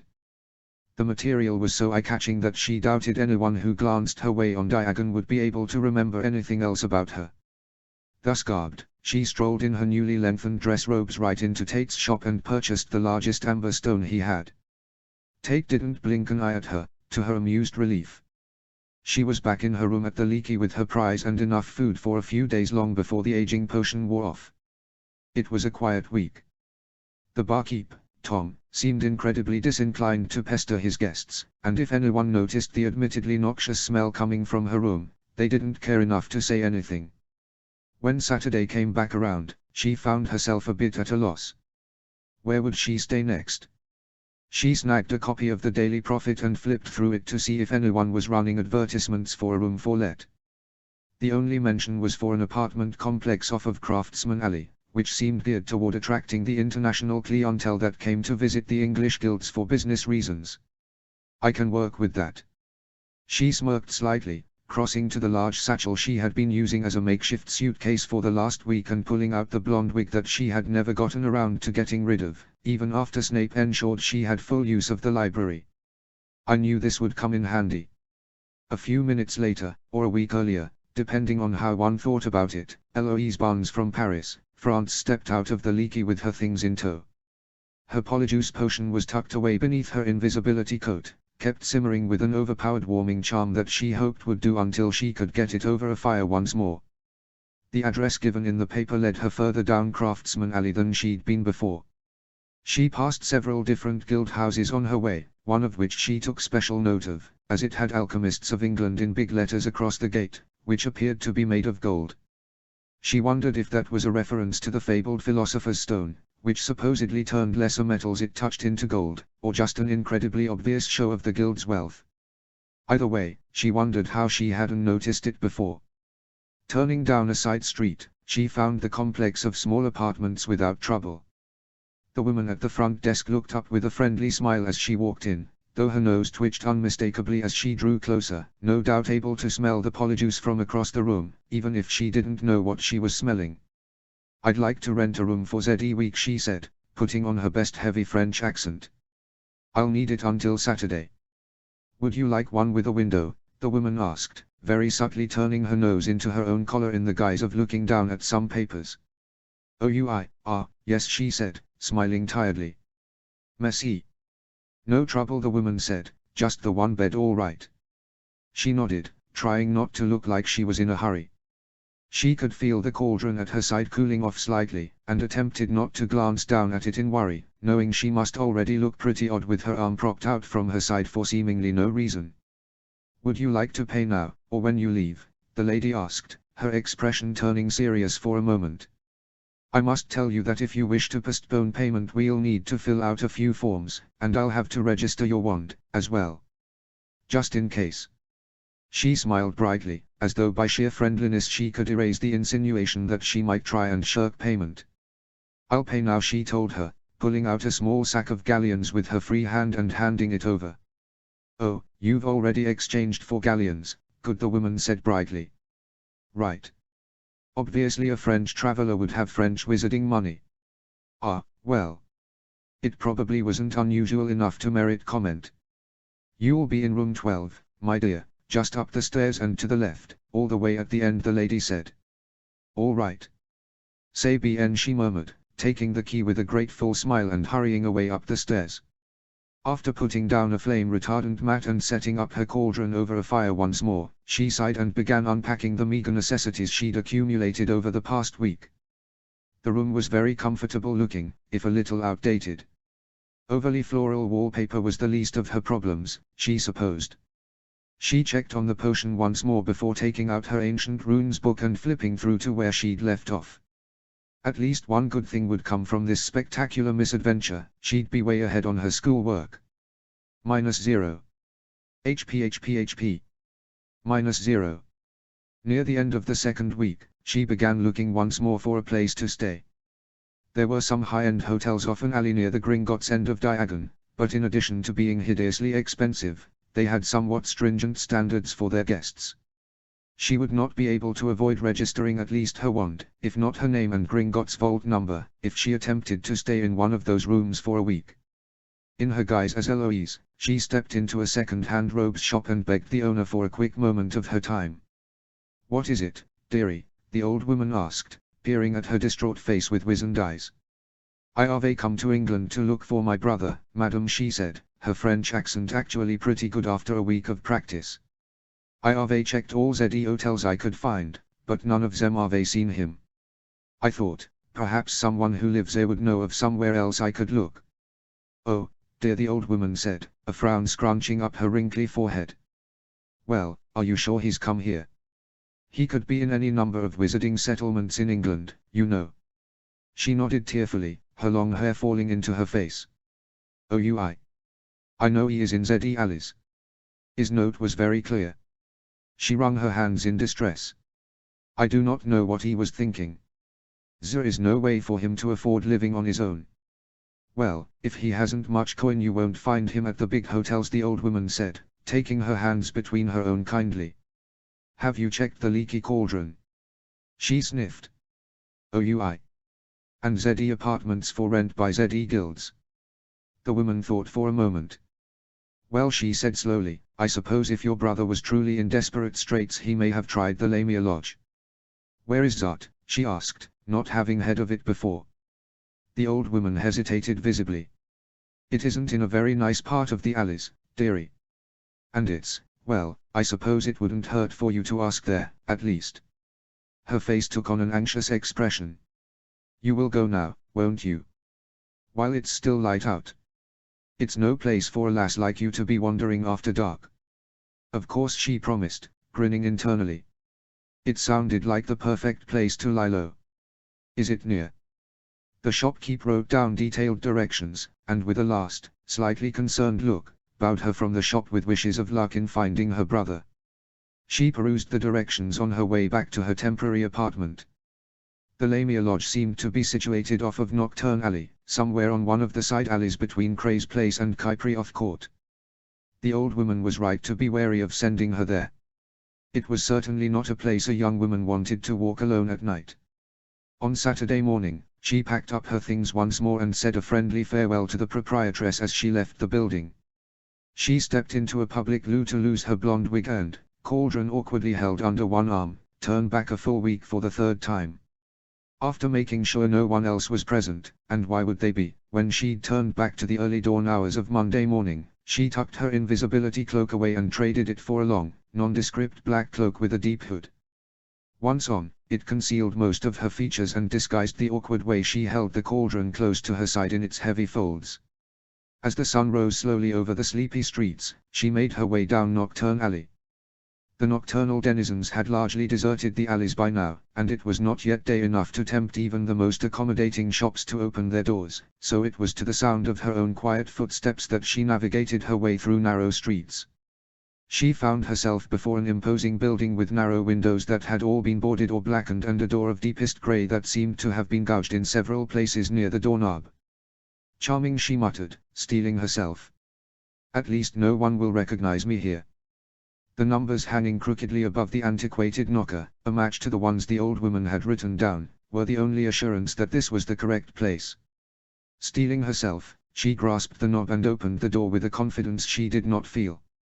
It swung inwards with an awful squeak that she felt had to be contrived for some sort of effect. There was simply no way those gleaming hinges actually contained that much rust. A narrow, carpeted hallway led to a slightly larger room with a desk pushed somewhat lazily into one corner. Slumped at the desk, facing away from the entrance, was a thin, wan man with long, lank hair and robes that looked like they'd lost a fight with a nest of moths sometime in the distant past.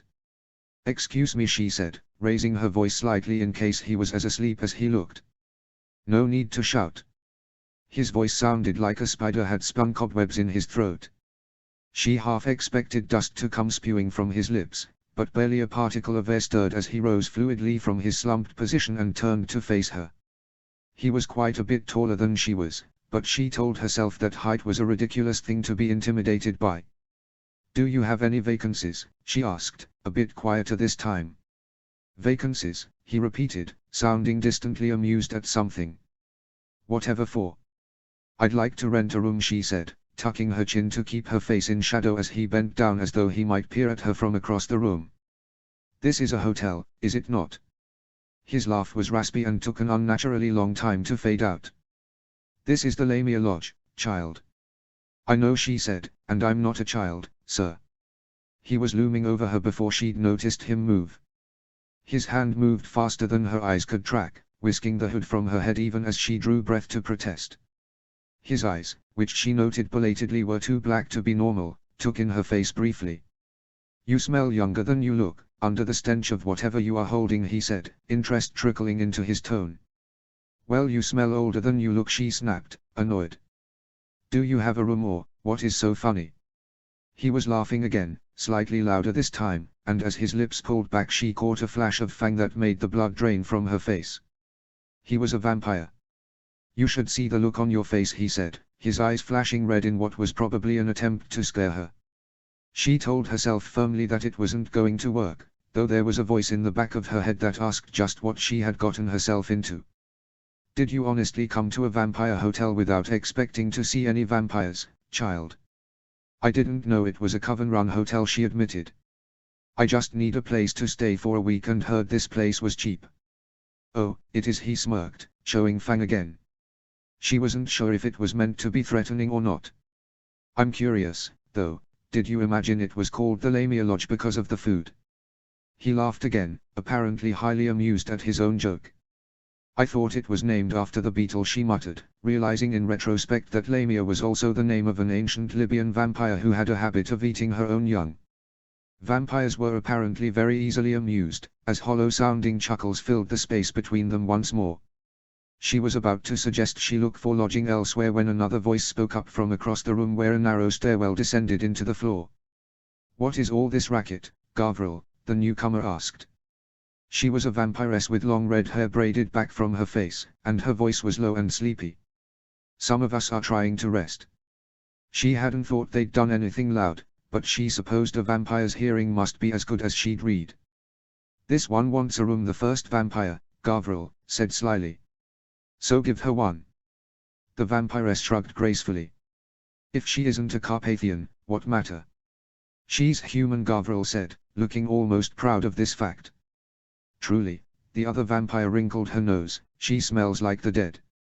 I can just go, she offered, feeling very uncomfortable. Nonsense, you must stay, Gavril said quickly. Why, we happen to have a lovely room overlooking the inner courtyard. Won't you consider it? How much? She asked, more than a little wary.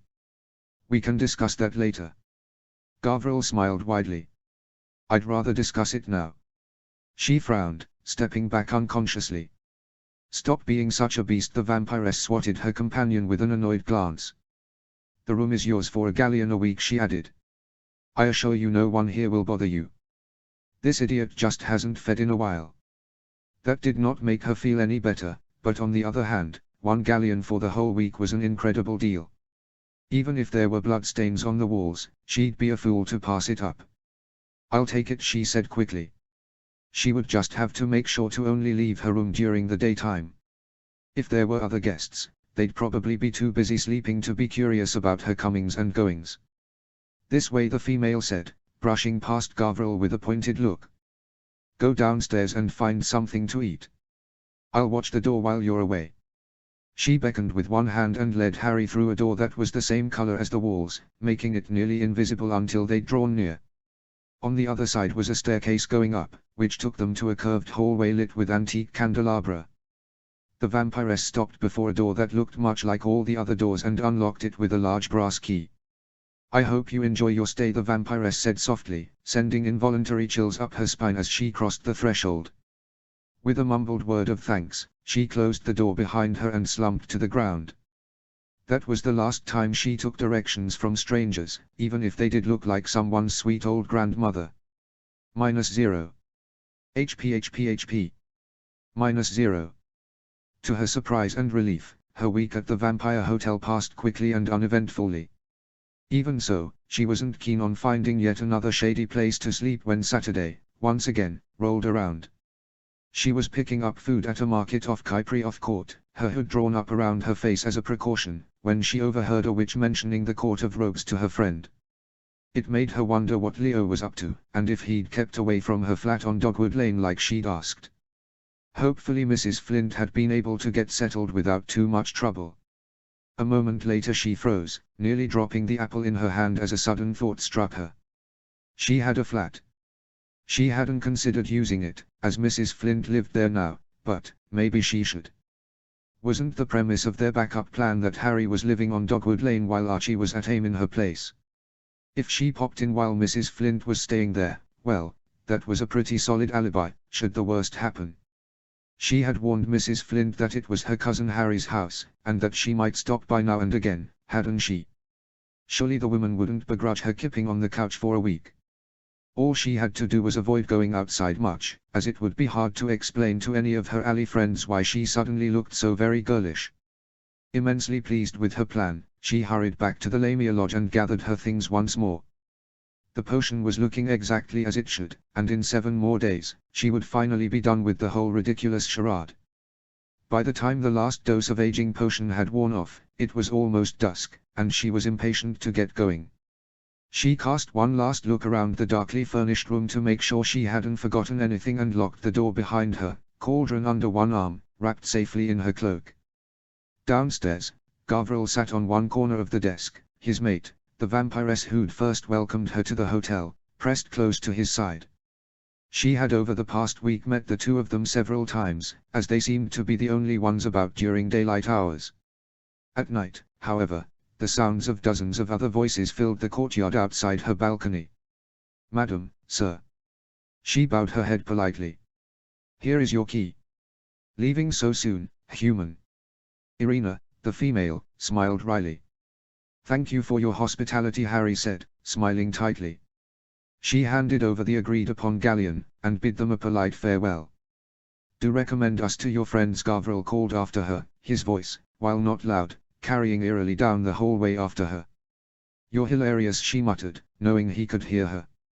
"Really, you should consider a career on the wireless." His distinctive laughter chased her out the door. Never again, she promised herself, once she was far enough down Kyprioff Court that she felt safe relaxing. She pulled her cloak tighter around herself and picked up her pace a bit. She wanted to get to Dogwood Lane before the sun set completely. She was halfway there before she stopped, groaned aloud at her own stupidity, and made a beeline for the nearest public toilet. She pulled the invisibility cloak over her head and awkwardly got out her time turner one-handed. With a long-suffering sigh, she turned the hourglass over and over, keeping a mental count until she reaching the number that would take her to Wednesday morning. That done, she strolled back out into burgeoning sunlight and twittering birds. Sometimes she wondered how her circadian rhythm was ever going to recover from owning a time turner. The street was just as she remembered it, quaint and quiet, and she let herself into the foyer shared by numbers 7 and 8 with her own spare key. The stairs leading up to her apartment were clean, and a cute little rug that she didn't remember being there before sat by the door. She knocked quietly, and, after a moment, realized she should remove her hood if she didn't want to scare the women witless. She heard soft footfalls, and then the door was opened just the tiniest crack, an eye peeking out at her suspiciously. "Who's there?" "Hello," she said, smiling softly. "My name is Harriet. My cousin Rigel told you about me, I think. Is it all right if I come in?" There was a long pause, but the door did slowly retreat inwards as Mrs. Flint shuffled back away from it. Harry slipped inside and set her cauldron down out of the way before turning to hold out her hand. "It's a pleasure to finally meet you. I'm sorry to drop by so unexpectedly, but I was wondering if I could impose on your hospitality for a few days." Mrs. Flint took her hand slowly, her eyes flicking from her face to her satchel to the cauldron she'd set on the floor, and back. Harry stared back, and noted with approval that the woman seemed much healthier than she'd last seen her. Her form was a little more fleshed out, and her hair and attire spoke of a woman taking good care of herself. "It's your apartment," the woman said after a moment. Her voice, while soft, was nowhere near the disused, halting sound it had been. "It's yours now," Harry told her. "If you aren't comfortable with it, I'll leave at once and find somewhere else, I promise.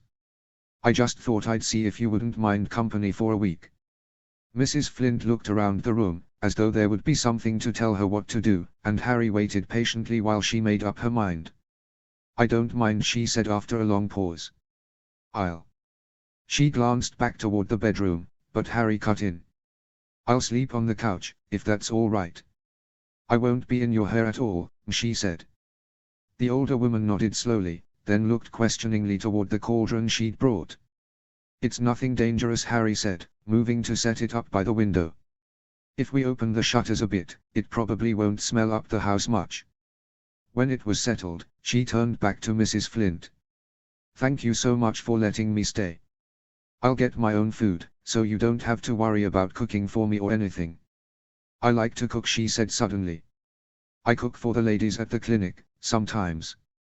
They like my food a lot." "That's really kind of you," Harry said. "Do you like working there, then?" "Very much," Mrs. Flint said, nodding earnestly. "It was your doing, wasn't it? Healer Hurst told me you arranged it all." "Thank you. I've never, they're so good to me, there." "I'm glad," Harry said, smiling widely. "Mrs. Hurst is a lovely woman. After a moment she added, sheepishly, could you, maybe not tell her I'm here, though? I'm supposed to be in school. In America, Mrs. Flint said, nodding slowly, I remember. Why are you, sorry, never mind. It doesn't matter. It's okay, Harry said. She didn't want the woman to think she begrudged her questions. My friend is covering for me, so they won't miss me at school. I just had a couple of errands to run here. And I had this potion to finish. She gestured to the cauldron, hoping that vague explanation would do. Healer Hurst says you brew for Mr. Cray, Mrs. Flint said, almost tentatively. Is it for him? It's for my other distributor, actually, she said, in case Mrs. Flint ever thought to ask Cray about it. She was surprised the woman had met or heard of Cray already, as his storeroom was fairly far from the inner alleys, but she supposed it was a relatively close-knit community, and those prominently positioned in the rogue were fairly well known. I have to keep an eye on it all week, so I can't really attend class again until it's finished. I should be out of your hair by Tuesday morning, though. Stay as long as you need, the woman murmured politely. With a glance at the clock near the fireplace, she said, I ought to get going. Of course, Harry said, retrieving a book from her satchel and attempting to look unassuming. I'll stay here and study. Can't be too far behind when I show back up at school. Mrs. Flint's smile was relatively weak, but it still brought an answering smile to Harry's face. Once the older woman left, she relaxed onto the couch and settled into while yet another day away waiting. She had never missed Transfiguration's lectures so much as she had the last few weeks. She loved to read, but apparently she needed to rethink the assumption that she could spend the rest of her life alone with her studies. It was supremely boring, after the first couple of weeks. -0. HP. -0. By the time Monday evening rolled around, she and Mrs. Flint were, if not friends, at least very comfortable around one another. The polyjuice potion had finished maturing without mishap, and the only awkward moment had been when Mrs. Flint flew home to see Harry in the middle of drawing runes on the living room floor. When Harry explained that the ritual was harmless, without explaining exactly what she was blending two random hair samples for, Mrs. Flint had seemed inclined to leave her to it, though Harry did see the older woman peeking curiously out from the kitchen several times after it had begun. Mrs. Flint had even fed her dinner afterwards, when her core, or at least what part of it she had access to, was nearly completely depleted. After a quick nap to restore her energy to basic human levels of functioning, Harry packed her supplies away for the final time, bottling the dose of modified polyjuice she would take and carefully disposing of the rest. It would be useless if not taken in the first week, so saving it for later was impossible. She bid Mrs. Flint a fond farewell and flew to the leaky cauldron before fleeing on to Hogsmeade, just in case. The village was quiet, and Harry decided she'd have to turn back to a busier time of day if she wanted to sneak into Honeyduke's cellar without being noticed. She chose Friday evening, so that she would have plenty of time to prepare for re-entering the time stream, and turned to approximately 6 o'clock, when plenty of people would be running pre-weekend errands after work. By the time she made her way back into Hogwarts under her invisibility cloak, dinner was over, and she was pretty sure the two other versions of herself were in the library and in the room of requirement, respectively. As she re-entered her lab, she had the strangest feeling of surrealism. She felt like she'd been gone a year, but technically she hadn't even gone anywhere yet.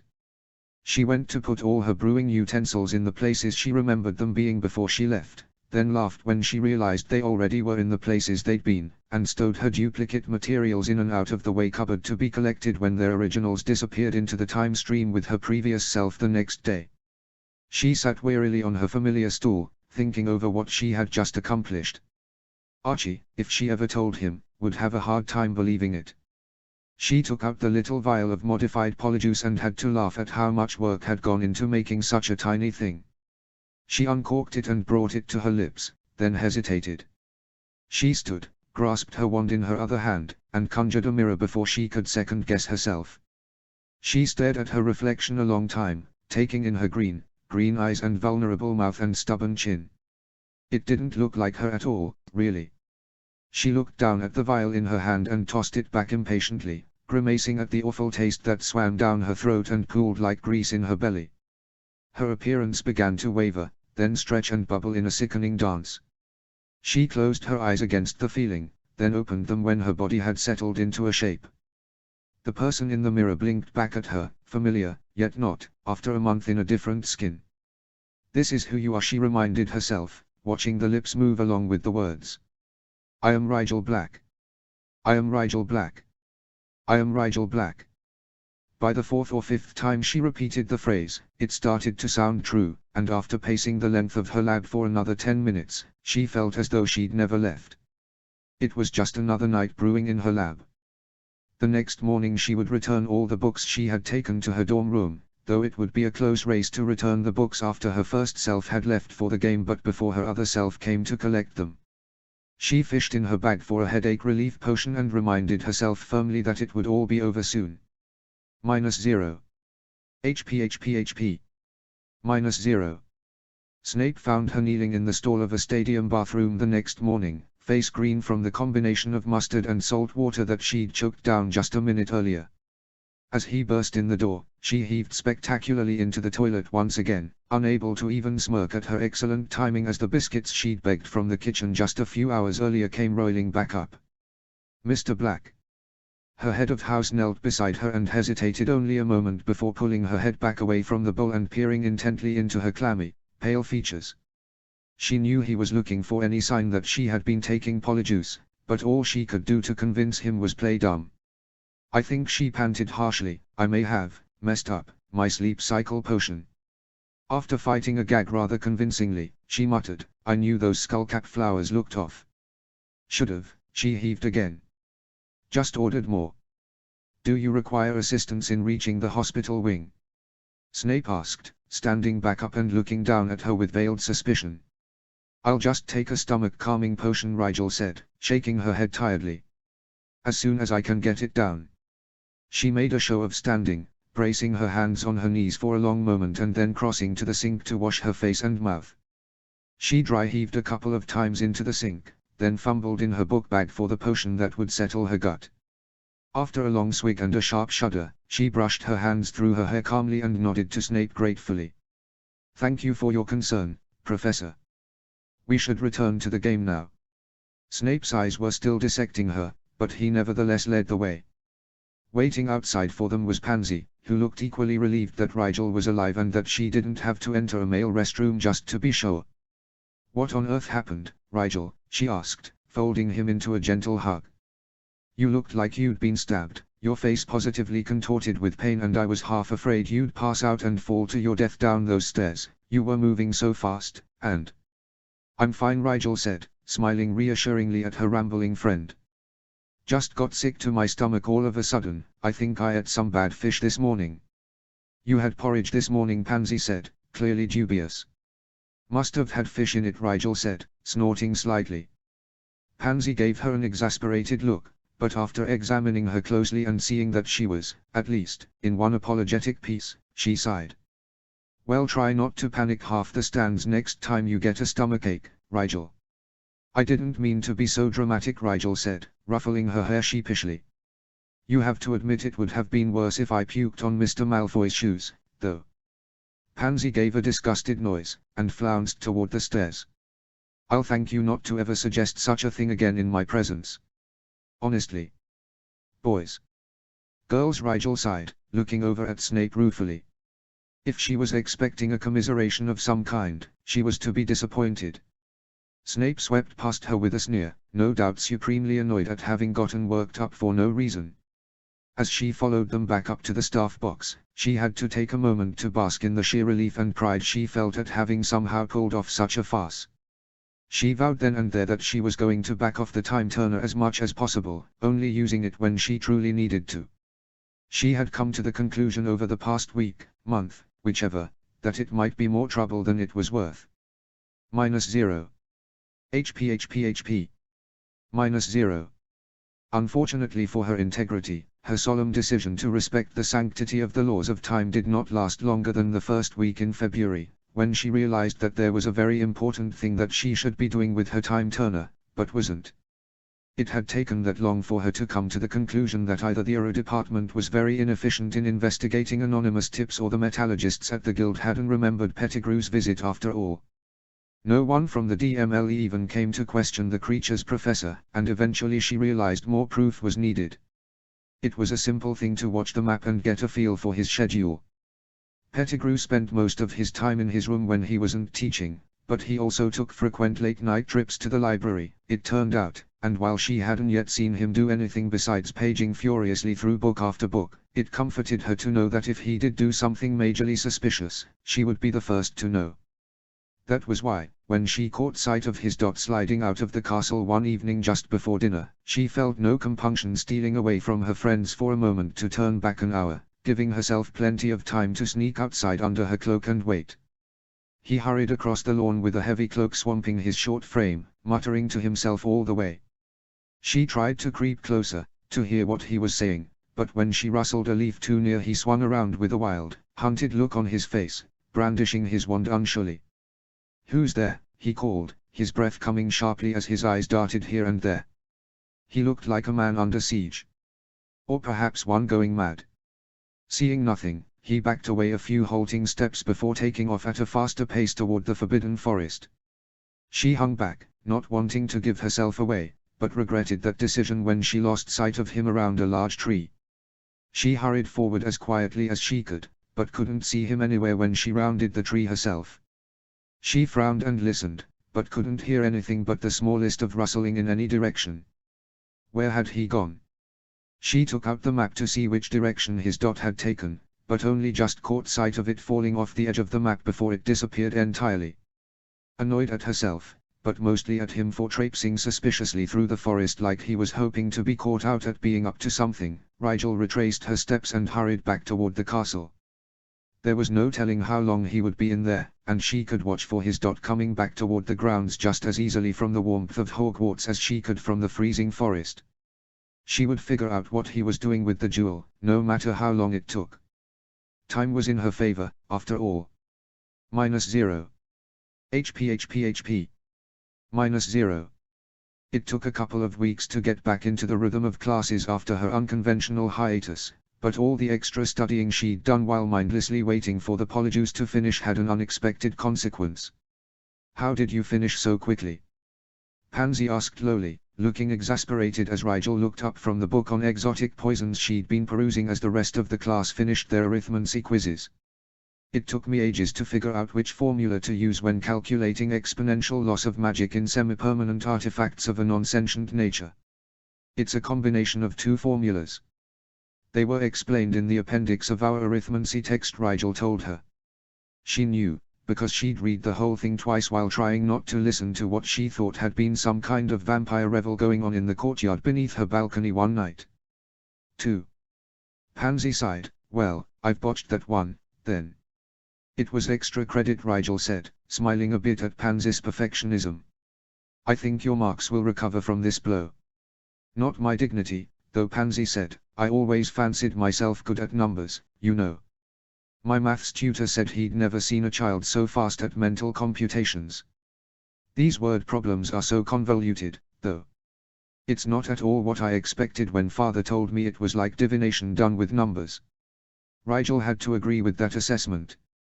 While in the higher levels, perhaps, arithmancy could be used to actually divine the outcome of complex events, at the level they were on it was simply a tool for calculating magic empirically in various situations.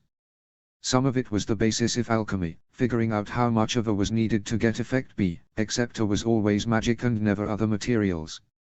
Arithmancy could also be used to calculate how many runes were needed in a ritual, how long the wards on your house would last after you cast them, and even, she'd learn it, to solve for the amount of raw magic one needed to keep a potion from destabilizing. It had surprised her to learn that when potions masters were designing new potions from scratch, they almost always had to rely on arithmancy to tell them mathematically how much magic would be required at various stages to make it viable. It was also a sure way to double-check a recipe prior to brewing it to make sure it wouldn't explode midway through. She wished she'd known that, as she would have looked into learning arithmancy much earlier, even if she did personally find it much easier to feel how the potion was doing through an imbuing link. As it was, she was making good headway in the subject, but would probably never be as efficient at the actual calculations as someone like Pansy, who had a true appreciation for numbers. Pansy might do very well as a real arithmancer, in fact, someone who could assign numbers to real-life circumstances with a degree of accuracy. It took years of practice and a good head for relativities, according to their professor, but it was an extremely sought-after skill, if only because so many wizards had difficulty with logic to begin with. Professor Vector finished collecting the last of the quizzes and waved her wand to fill the chalkboard with notes. Today we'll be starting on personal arithmancy. There were scattered murmurs of interest. As the name implies, this is the study of self-arithmancy, which means you'll need to first collect a series of data points about yourself. Can anyone give me an example of the sort of information you need before you can begin assigning numbers to your own magic? How much magic you have to work with, someone said reasonably, the size of your core, I mean. Yes, your reserves must be taken into account for high-level projects and rituals, but what else? Vector asked. Your magical affinity. Another student guessed. Some runes have to be aligned with a light/dark balance, so a person's magic might interact with them if it had a strong inclination, right? That's correct, Vector nodded. It's important to know where you lie on the affinity scale. Anyone else? The rate at which you can cast, Pansy said, a thoughtful look on her face.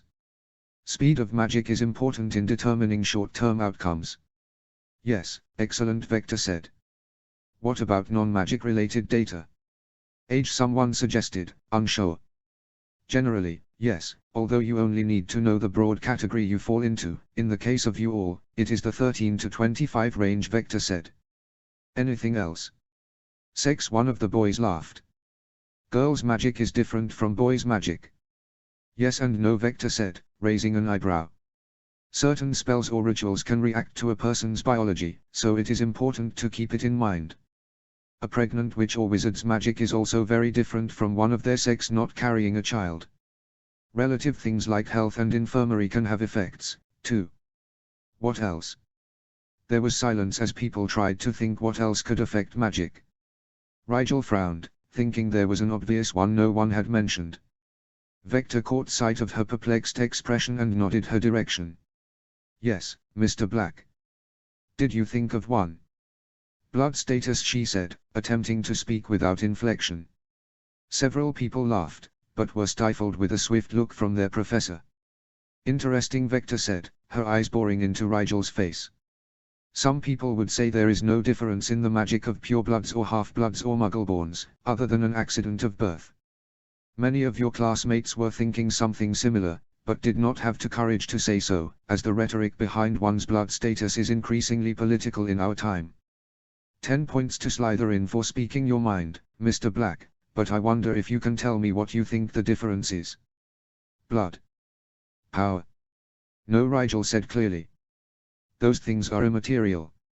She ignored the low gasps and murmurs that broke out around her, telling herself firmly that if Archie were sitting here in the same chair as she was, he would say the same thing, and not be afraid. There are plenty of powerful muggleborns and pure-blooded squibs. The murmuring was louder now, and some of it was disgruntled, so she spoke louder. There's no clear evidence one way or another that your ancestry makes you a better or worse wizard. But you just said it should be taken into account, Vector pressed, smiling slightly. The same way light and dark affinities should be taken into account, Rigel said, nodding. There is a difference, but it isn't a matter of power or worth. It's just different. Purebloods have had magic in their genetic makeup for so many centuries that it's been refined, made to follow genetic patterns that run through bloodlines, and sometimes manifest into gifts or magical abilities that are common to a particular family. Muggleborns never have refined abilities, because their magic is closer to the natural source of magic. It's new, you could say. It's raw in a way that magic that's been running through generations of magical families just isn't. It's mercurial and more unpredictable, but also more neutral and more versatile.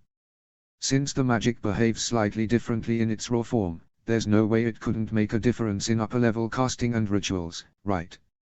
Vector clapped slowly, a smile wider than they'd ever seen her wear on her face. You are the first third year in many years to be so versed in the theory of wizarding genealogy, Mr. Black. Too often I see students whose personal beliefs cloud their understanding of the facts. She held up a hand against any protest. I do not intend to discuss politics in this class. What you do with facts has no bearing on my lessons. I will, however, give you the facts and allow you to interpret them as you will. Mr. Black is correct. There is a quantitative difference in magic between purebloods and muggleborns, though half-bloods are much more difficult to accurately numerate. She looked briefly annoyed at that. Qualitative, we shall not speak of, nor am I interested in reading your family's stance on the issue of blood status in your next essay. She pinned them with a very stern expression. Facts only. After a long silence in which Vector made sure every student understood how strict her policy on the subject of opinion-driven research was, she moved back to the front of the room and gestured to the blackboard. Now, we will begin collecting your data. Due to the kind of problems you will be expected to solve on this year's end-of-term exam, we will be focusing on your rate of casting, rate of recovery, and relative depth of reserves. The class went on, and Rigel settled down to take notes, ignoring the many, varied looks that were sent her way throughout the period. Perhaps, she reflected after catching even Pansy looking at her oddly from the corner of her eye, she ought not to have expressed her ideas on magical genetics quite so bluntly. Or forcefully. As they copied down their homework assignment, given the relative rate of casting and recovery of you and your evil wizard opponent, predict your probability of successfully escaping, and packed up their things, Anthony Goldstein, a Ravenclaw boy, walked over to their desk. I've never heard of that theory you were talking about, he said abruptly. Rigel was going to shrug and apologize if her words had offended him, but he added, can you tell me what book you found it in? I'd like to read about it for myself. She blinked, but rattled off the books that contained the best information on the subject automatically. Goldstein scribbled the titles and authors down on a spare bit of parchment and smiled at her tightly. Thanks. See you around, Black. I heard muggleborns were descendant from squibs, and that's where their magic comes from, Pansy said quietly as they walked back toward the common room. Father says that muggles are there as a repairing mechanism for magic that's gotten too convoluted in wizarding bloodlines. He says it gets rejected in the form of squibs and then after a while it repairs itself and becomes muggleborns, thus recycling magic back into the system. Rigel thought that sounded like the sort of thing that gave purebloods a reason to call muggles and muggleborns trash or defective or lesser, but instead of saying so, she shrugged. It's not clear yet how magic works or doesn't work in the instances of muggleborns and squibs. There are a lot of theories. All I know is that they've measured the differences in magic between muggleborns and purebloods empirically and shown that while there aren't significant, consistent differences in average power levels, muggleborn magic is closer to the unbound, formless magic found in nature and magical creatures than the magic of wizards who've had tons of wizard ancestors is. I'd like to read those books too, I think, Pansy said, face blank. They're in my trunk, she offered stoically. You can have them whenever you want. It wasn't really her intention to push her friends into considering new ideas. She'd always been content to let them think what they want, seeing as it wasn't their fault what they were brought up to believe, and it certainly wasn't her place to rock the system. She'd lost that privilege when she decided to use it to her advantage. And yet, somehow, she was having an increasingly difficult time keeping her opinions to herself. Maybe because she'd seen the effect her friends' mindsets had on other people as Harriet. Maybe because they were growing up, and it was natural to begin asserting personal beliefs more strongly. Whatever the reason, she would have to step lightly. The last thing she wanted to do was alienate her friends. She cared about the truth, but she cared about her friendships more. At least, she thought she did. -0. HP. -0. The first weekend of February, she received a note with her breakfast from Remus, asking if she would be amenable to tea in his office that afternoon to catch up. She sent her uncle a cheerful thumbs up from across the great hall, which made him chuckle visibly into his goblet at the head table. What was that about? Draco asked from the seat next to her. Remus wants to have tea with me this afternoon, she said honestly. That's a first, isn't it? Millicent said, eyeing her curiously from across the table. I thought you said at the beginning of the year that you and Professor Lupin were close. He's been maintaining a professional distance, Rigel explained. He knows he'll see me all summer at home. It's important for his integrity that it doesn't look like he favors me. Seems a bit concerned with appearances, Draco said, eyebrow rising. After all, everyone knows you're a talented student. No one would think you hadn't earned your defense marks. He has to be concerned with appearances, Rigel said, feeling a little defensive on his behalf. People are always watching him, waiting for him to make a mistake or show any sign of unsuitability. You know, sometimes I forget he's a werewolf, Theo said conversationally. I mean, he's a bit boring actually, not his classes, of course, but just as a person. I'm honestly more scared of Professor Trelawney. She is rather terrifying, Pansy said, smiling in amusement. Do you know she's predicted 3 deaths this week alone? Not yours, I hope, Draco teased. She wouldn't dare, Pansy sniffed. Though she did tell me I was going to fall ill around the end of term. Not much of a prediction, Millicent snorted. Everyone falls ill at the end of term. Finals put stress on the immune system. Pomfrey is already having Snape brew calming drafts for the Owl and Newt students, Rigel said conspiratorially. It's driving him spare. Is that why he took 20 points from that Hufflepuff student for, and I quote, breathing so loudly you give credence to an alternate explanation of your house's dubious nomenclature? Blaise asked. They burst into undignified laughter at the way Blaise perfectly captured their head of house's ungodly derision. Someone should be writing these down, Millicent said, wiping her eyes. We can give it to him as a book when we graduate. I'm not sure that will make him remember us fondly, Theo grinned. Not to mention if he started using the same material it wouldn't be as effective, Pansy pointed out. Half the fear he induces is of the mind-boggling. How on earth did he come up with that so quickly? Variety. He was probably teased a lot as a child, Blaise said suddenly, causing them all to fall into an uncomfortable silence. The dark-skinned boy cleared his throat. I mean, generally speaking that would have necessitated quick comebacks. Thinking about Snape as a kid brought a grimace to Rigel's face. He'd attended Hogwarts in a time when half-bloods were still admitted, but everyone could see the direction the policy was beginning to take. How must it have felt, to be one of the last half-bloods around Hogwarts? Did he feel lucky, to have barely squeaked ahead of the political wave? Or resentful, that his was a dying circumstance and everyone knew it? It was probably why he worked so hard as both an educator and a researcher, she mused. To prove his place in society wasn't unwarranted.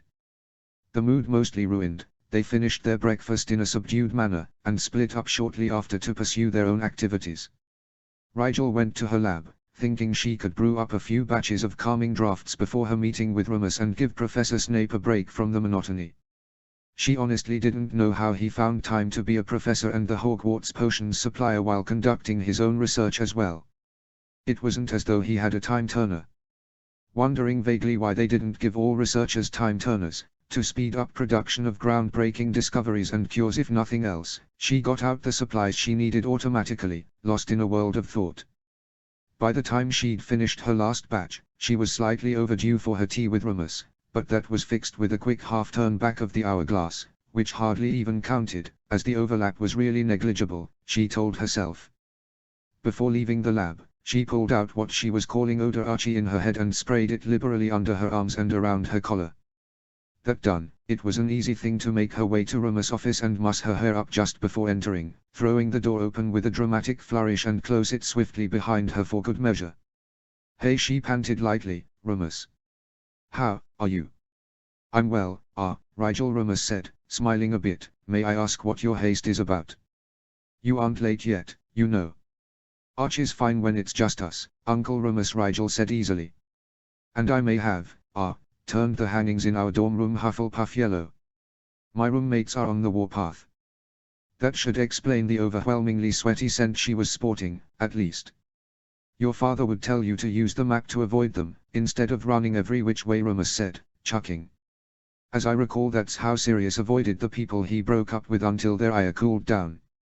And what would you say, Moony? She grinned lopsidedly, affecting Archie's boyish charm. Well, as your educator I would have to advise against such childish diversions, Remus said gravely. A smile snuck into his voice as he added, but as your uncle I'd tell you to try pranking people you don't share a dorm with. Unless you enjoy being hexed in your sleep. So you don't think I should dip Draco's essay in peanut butter tomorrow? She asked, voice innocent. That depends, he pretended to think. Is it his defense essay? They laughed, and Rigel began bouncing her foot a little as the silence settled. The key to playing Archie successfully around people who knew him was to never be still. Archie was movement, restless impatience and energy and excitement over anything remotely not boring. To be still would remind Remus of Harry. "How are your other classes going?"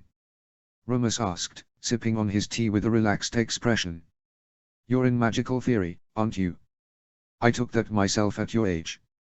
How are you finding it?" "Fascinating," she said, smiling happily. "I'm taking it with Hannah Abbott, who want to be an experimental charms researcher in a private company like what Aunt Lily does, and Anthony Goldstein, who doesn't actually like the class I don't think, only he wants to be a curse breaker, and magical theory is a prerequisite for the new curse breaking class. Did you know Ron Weasley has an older brother who's a curse breaker? He works for Gringotts." That was another thing about Archie. He noticed people, more than objects or ideas, and could ramble at length about anyone he'd had the slightest contact with. It was what made him so good at relating to complete strangers socially, as evidenced by his spectacular performance at the gala. "I've heard that's a very exciting career," Remus agreed. After a moment, he paused. "Archie, you are good friends with the Weasley children, aren't you? Sirius mentioned you'd gone to their house a couple of times over break." "Yes," she nodded easily. "They are really nice, except Ginny, who pretends she's not nice because it makes her seem tough, and I think her brothers picked on her a lot when she was young. Ron is in the dueling club with me, and Percy helps me with my transfiguration homework sometimes, and the twins, well, let's just say I sleep with one eye open at night." Remus chuckled obligingly, but asked, "How do your other friends feel about your friendship with the Weasleys?" They get sort of annoyed, actually," Rigel said, not seeing the harm in being honest. "Draco especially doesn't approve of them, though he's been a little better now that Ron is listening to him in dueling practice." "That's good," Remus said, looking relieved. "I wouldn't want you caught in the middle of anything. You're a good young man, Archie. You should build friendships wherever you see fit." "Remus," she said suddenly, frowning a bit, "why do people like Draco dislike the Weasleys so much? It almost seems like they look down on them as much as they look down on Muggleborns, which doesn't make sense. I mean, they are both purebloods, no matter what their stance on politics." Remus looked troubled, and Rigel hurried to add, "It's not that I don't understand the political issues at stake. It just seems to me that you could disagree with someone without actually hating them, you know." Remus took a long drink of tea, seeming lost in thought, then said, somewhat delicately, "There are many families across the light-forward/dark political divide who do respectfully disagree. The Weasleys, however, are considered, by the most extreme supporters of blood purity, mind you, not the general populace, to be blood traitors. That just means they support Muggleborn and half-blood rights equal to pure-blood rights, doesn't it?" Rigel said, a bit confused. She hated not understanding a problem completely. Everyone who supports Dumbledore's faction is anti-blood supremacy. "But they aren't all looked upon as the Weasleys are they?" Remus said knowingly, watching the wheels turn in her head. What's the difference I'm missing?" she asked, troubled that she hadn't picked up on that nuance before. "What do you know about the term blood traitor exactly?" Remus asked, slipping into professor mode. "Well, it's an insult," she said slowly, "a sort of synonym for Muggle lover, I guess." "Precisely," Remus said. "In fact, the root of the term is a reference to the literal meaning of the insult Muggle lover. Both terms are used loosely as insults for people who support or even sympathize with Muggles and Muggleborns, but originally it was very explicit. A Muggle lover, a blood traitor in its truest sense, refers to a witch or wizard who has relations with Muggles or Muggleborn witches and wizards." Rigel wrinkled her nose. "That doesn't make sense, though. The Weasleys are pure blood." "There are some," Remus said carefully, "who believe it is a mere technicality." He looked incredibly awkward, but soldiered on in his explanation. "Some purebloods believe that the Weasley family, bred with Muggles or Muggleborns on purpose, in an effort to revitalize their bloodline. The accusation, indelicate though it may be, is that blood traitors like the Weasleys are thought to make an effort to circumvent the fertility issues that true pure-blooded families contend with by periodically, no more than once every few generations, mind you, marrying and producing children with those of less than pure blood. They are then accused of intermarrying aggressively with other purebloods once more until their own line is considered technically pure, that is, the current head of family has 4 magic-wielding grandparents. Their pure-blooded pedigree is thus considered somewhat of a sham, if you will, a veneer that protects the family socially while not bearing up under idealistic scrutiny. Thus the term blood traitor refers to someone who betrays his own blood while not relinquishing the claim to that blood status completely. Rigel was trying not to look shocked, but she had honestly never heard anything of the sort. If people think, if they believe that families like the Weasleys can actually achieve increased odds of fertility simply by infusing a little genetic variation into the bloodline, then why don't they try it? So many purebloods lose children to unknown causes. If the Weasleys have found a way around that, I don't see why everyone isn't using it. Remus grimaced. Archie, you were raised in a moderate, open-minded household. I'm not sure you can ever understand how deeply preconceived notions about the world can run. Imagine if someone told you tomorrow that your thoughts on, academic integrity were all wrong, and that if you wanted to get good marks on your final exams the only way to do so would be to cheat. You would think them ridiculous, and insist that you could get good marks by studying hard and doing what you've always done, and you'd think that anyone who cheated to pass the test was an immoral fool who didn't deserve a good mark, isn't that right? Well, yes, she said slowly. I suppose so. To people who believe very strongly in the superiority of blood status, telling them that mingling with muggles might save them is not only blasphemy, it's incompatible with every truly held faculty within them. Remus sighed. What seems obvious to us is little more than ridiculous posturing by unworthy specimens of magic to them. They would sooner change almost anything else they think or endorse than change their stance on blood purity. But the children, Rigel murmured, unable to really understand. If someone told me I had to cheat on a test to keep Addie alive, I'd do it without question. I wouldn't care about my integrity at that point. Remus reached across the small tea table to pat her arm gently. It isn't so simple, I'm afraid, he said softly. No one walks up to pure-blooded mothers and says, here are your choices, mate with a muggle or watch your child die. Of course it isn't so simple. Instead they have people on every side telling them not to worry, or that it's worth the chance that everything turns out all right. And the healers don't fully understand it. And the media doesn't make any sense at all. And everyone they know and love and trust is telling them this is the only way, the way it's always been, the way it has to be. Do you see how difficult it would be to think anything else? I suppose, Rigel said slowly, that the real miracle is that families like the Weasleys ever thought to try something new in the first place. That's a good way to look at it, Remus said, smiling wanly. I'm afraid any change that upsets what people view as the natural order of things is going to come slowly, and with much confusion. Yes, she said shakily, wondering how she ever thought a few well-chosen words in her friend's ears would change anything. You don't need to worry about all that, Remus said abruptly. Come, I didn't bring you here to despair about the world. Let's talk about something else. All right, she said, trying to get back into Archie's character somehow. How is the new Wolfsbane working? Are you doing well? Very well, Remus smiled. Thanks to you and Professor Snape, I hardly feel the call of the moon most months. It does make me a little disoriented after I wake, but that is a small price to pay. I heal faster from the transformations, and my appetite greatly increased in the days leading up to the full moon.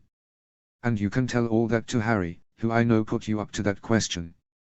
His smile was fond, and Rigel couldn't help but smile back sheepishly. She worries about you, is all. I am very lucky to know so many generous, caring young. He broke off as the door to his office was flung open suddenly. Remus, my old friend, I have to tell you something. Peter Pettigrew stopped, looked at Rigel and mouthed a soundless "oh."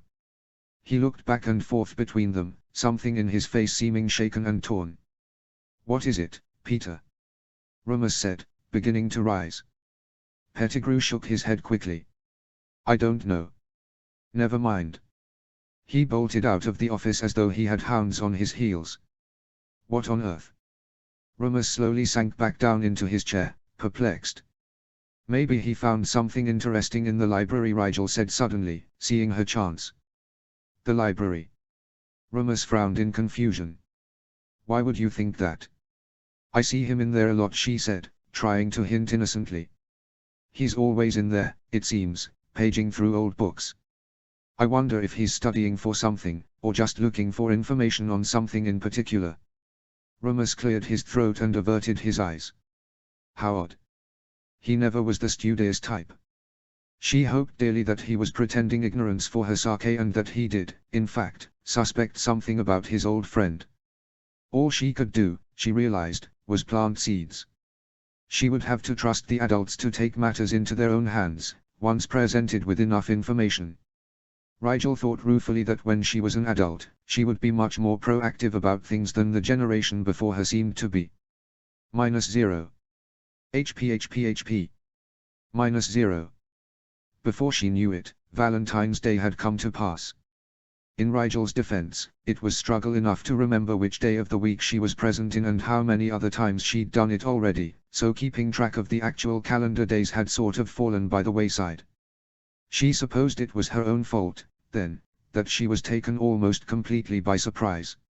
She had attributed her friend's unnaturally good spirits to the upcoming weekend until they walked into the great hall and saw a huge crowd over by the message boards, all gabbing excitedly about something or other. "It's a Hogsmeade weekend coming up, right?" she guessed, trying to seem engaged in the present. Draco snorted. "It's the 14th, Rigel." She grimaced. "Oh. Of course it was. Perhaps there's an activity of some sort planned," Pansy said, eyeing the mass of milling students with interest. "Let's go see," Draco said, glancing at Pansy with fond patience. It would be a shame to have to get the story second-hand. Thus decided, they crossed the great hall to see what the fuss was about. When the first young girl turned and spotted Rigel, immediately dissolving into a fit of giggles, she thought maybe she'd surprised the girl by standing too close behind her. After the third person to turn around, catch sight of her face, and nudge the person next to them, however, she was starting to feel dread pooling in her stomach. Draco, perhaps feeling her sudden change in emotional state or else noticing the odd behavior of the students around them as well, said, "What?" very loudly.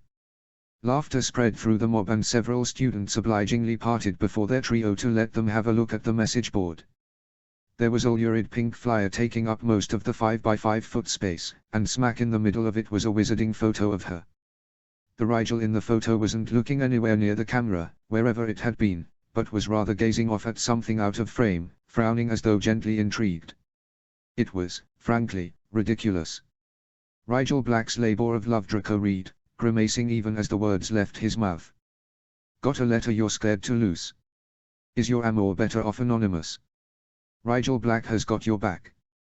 One day only, put your passion to parchment and let romantic Rigel do the rest." He turned to Rigel with a pained expression. "What is this, Rigel?" "I don't know," she said, her voice rising a bit as she took in the rest of the poster. "It obviously wasn't me. It says sign your smoldering secret valentines with the name Rigel Black, and I'll deliver them free of charge," Pansy noted, amusement in every syllable. "On my honor, every tender triviality, adoring affection, and devious detail will be delivered, with your identity incognito. It even has a copy of your schedule today so people can give you their love notes at any time. How sweet is that? How quickly can I eviscerate the Weasley twins?" Rigel muttered darkly. They had taken the Rigel signed note thing too far this time. She turned and made for the Gryffindor table, ready to nip this prank in the bud with extreme prejudice. Before she'd gone 2 steps, however, a tentative hand grasped her sleeve and waylaid her. "Are you, Rigel Black?" Rigel looked down into the beet-red face of a Gryffindor first year. "I am," she said, fighting a grimace. "Who are you?" Instead of responding, the 11-year-old girl pressed a small paper heart into her hand with an embarrassed grin. "The name is on the inside." "Thanks, Black." Before Rigel could protest that she was certainly not a Valentine's Day owl, the first year was gone, and Rigel was staring down at a piece of red-colored parchment with a bewildered expression. "How is this my life?" By the time she made it to the Weasley twins, she had 4 cards in her hand and she was fairly certain another stuffed in her pocket when she wasn't looking. They took one look at her irked expression and burst out laughing. "Why the long face, Rigel?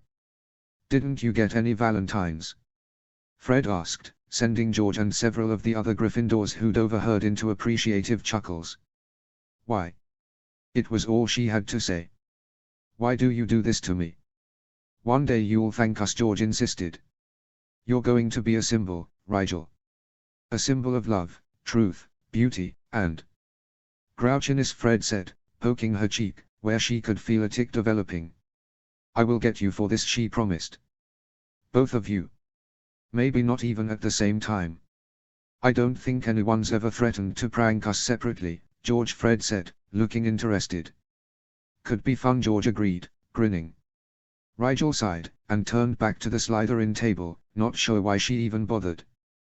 When she went to take her seat, however, she found a pile of cards stacked on top of her plate. A round of snickers met her disheartened sigh. Didn't know you were such a romantic at heart, Rigel Pusey spoke up from a few seats down the table. Rigel took a deep breath, picked up the armful of valentines on her plate and dumped them unceremoniously into Pusey's lap. For that, you can deliver these, Adrian. Pusey spluttered. No way. Do you know what it will do to my reputation if I go handing out little pink hearts? All I know is that you owe me several favors, Adrian, she said, raising an eyebrow challengingly. I think the least you can do is help me out today, don't you? He's got a point, Adrian, Derek said, smirking. He pulled out an elaborately embossed red card from his breast pocket. Deliver this to Lucian for me, won't you? Don't tell him who it's from. Pusey scowled and snatched the card roughly before tossing it across the table into Bole's lap. The fact that Bole was sitting right next to Derek didn't appear to amuse Pusey. Rigel, come on, have a heart. He trailed off with a resigned groan. Oh, Rigel has hearts, Theo piped up, arriving at the table with a large grin. There's a whole stack of them by the common room entrance, in fact, all addressed to him. Already. Pansy hid a smile behind her hand. My, word certainly spreads quickly. If Rigel thought her friends were going to have their fun and then let the joke go gracefully, she was quite mistaken. All day, in addition to having to smile politely while students from all grade levels handed her cards, letters, and even, in one case, an elaborate origami flower, she also had to endure her so-called friends' poorly stifled guffaws and smirks. Most of the people whose names were on the valentines she found piled on her desks or passed along by her friends were students Rigel didn't even know. She had to rely on good-natured classmates from other houses to get many of them delivered, but she was almost proud to say that by the end of the day she'd sent every last wretchedly tacky heart on its way. She made it back to the common room just before curfew, having successfully delivered the last batch to a very helpful Cho-Chang at the base of Ravenclaw Tower. Adrian Pusey intercepted her on the way to her dorm room, saying, I hope you know that we are assuredly even after this, Rigel. I have never been the butt of so many jokes. That you know of, Rigel said, summoning up a grin. Thanks, though. I wouldn't have managed them all on my own. Yes, well. Pusey cleared his throat. Here. He produced two modest-looking valentines that had her groaning in protest. No more, she pleaded. I can't look at another one. Can't you deliver them? Pusey smirked lopsidedly. I am. What? She blinked dumbly at the proffered cards. These are addressed to you, Pusey said. They are signed from you, too, but I'm assuming you aren't that much of a masochist. She took them with an incredulous laugh. Thanks, I guess. Yeah, whatever, Black Pusey sniffed. Next time do your own dirty work. Rolling her eyes, she made a beeline for the third-year hallway. All she wanted to do was sleep.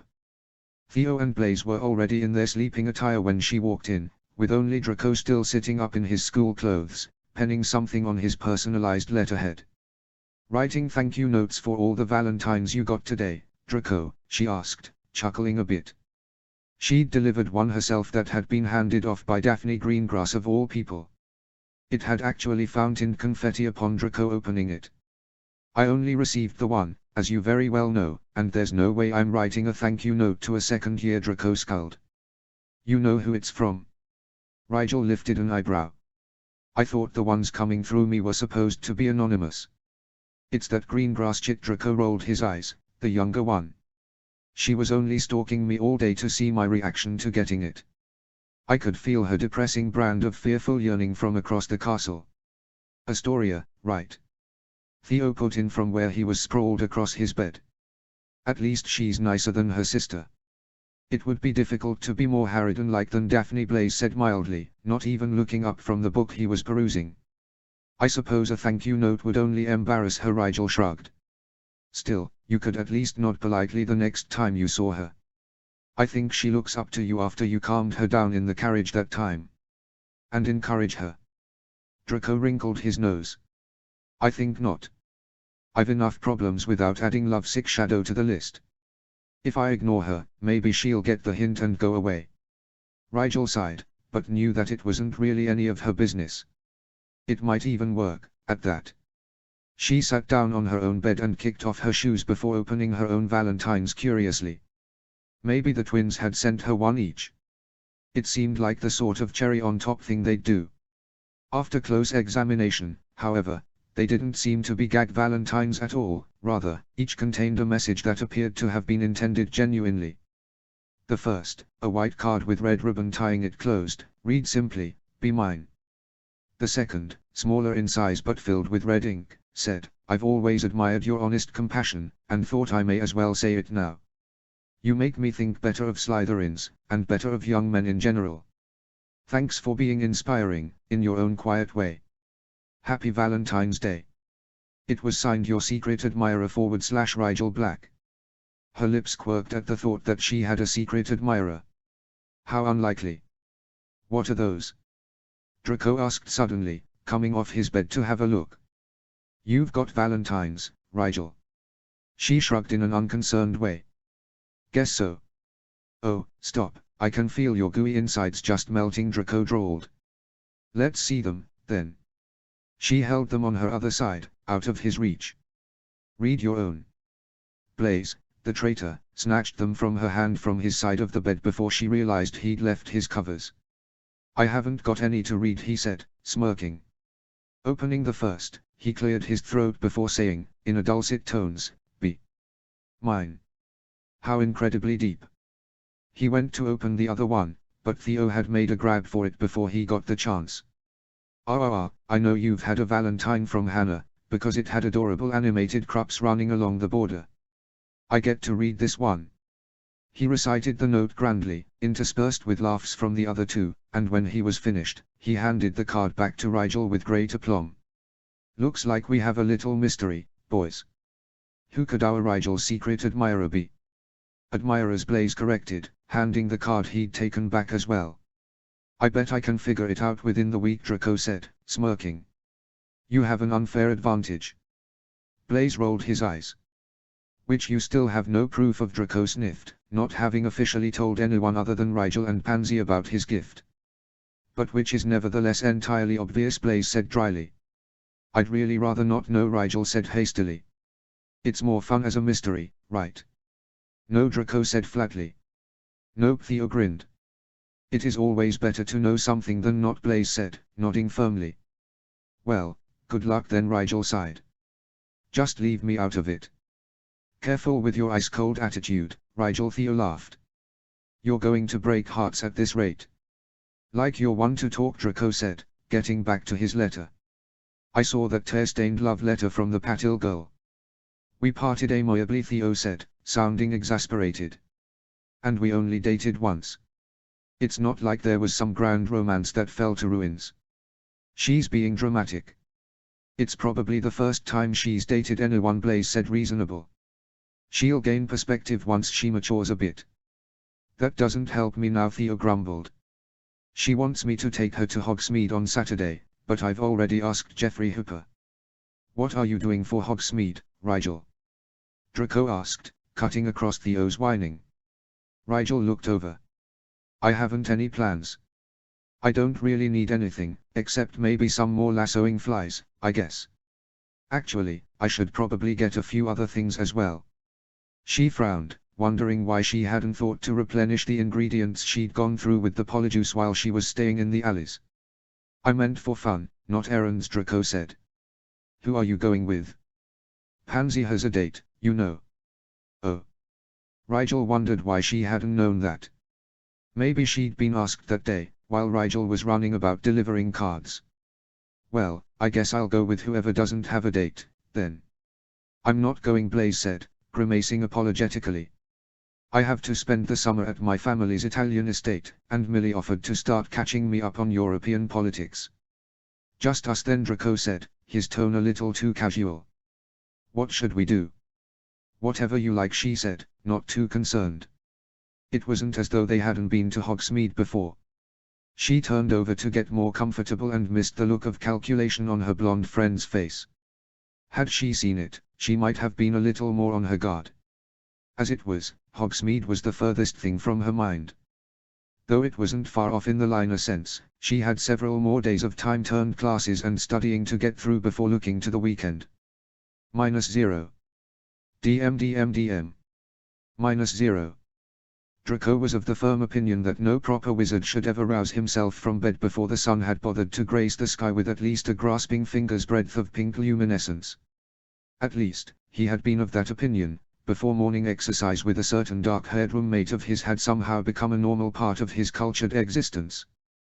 The recent frequency of early rises hadn't made them any less utterly and uninspiringly odious, but sometimes it was necessary to make sacrifices for larger ends. That was why, even though it was so obnoxiously early that dawn hardly described the situation, Draco roused himself with difficulty from the cocooning warmth of his blankets.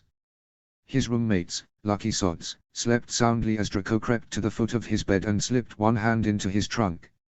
Feeling around for the little pouch that he'd specifically left on the top of all the other items the night before, he grinned in the darkness in a way that he told himself was not at all deranged. He'd always heard stories from his father about hatching plans and seeing them come to fruition, but he hadn't really had the chance to make his own plans. There had never been any reason to. Until now. Rigel Black was up to something, and as his friend, it was Draco's responsibility to figure out what. That, and the curiosity was eating away at his soul. After getting a handle on his rather unexpected empathic gift, he'd become accustomed to knowing things. It was immediately obvious to Draco when Rigel began sneaking around at the beginning of the year, but every effort he'd made to keep an eye on his friend had been frustrated by the fact that Rigel was always doing something perfectly reasonable.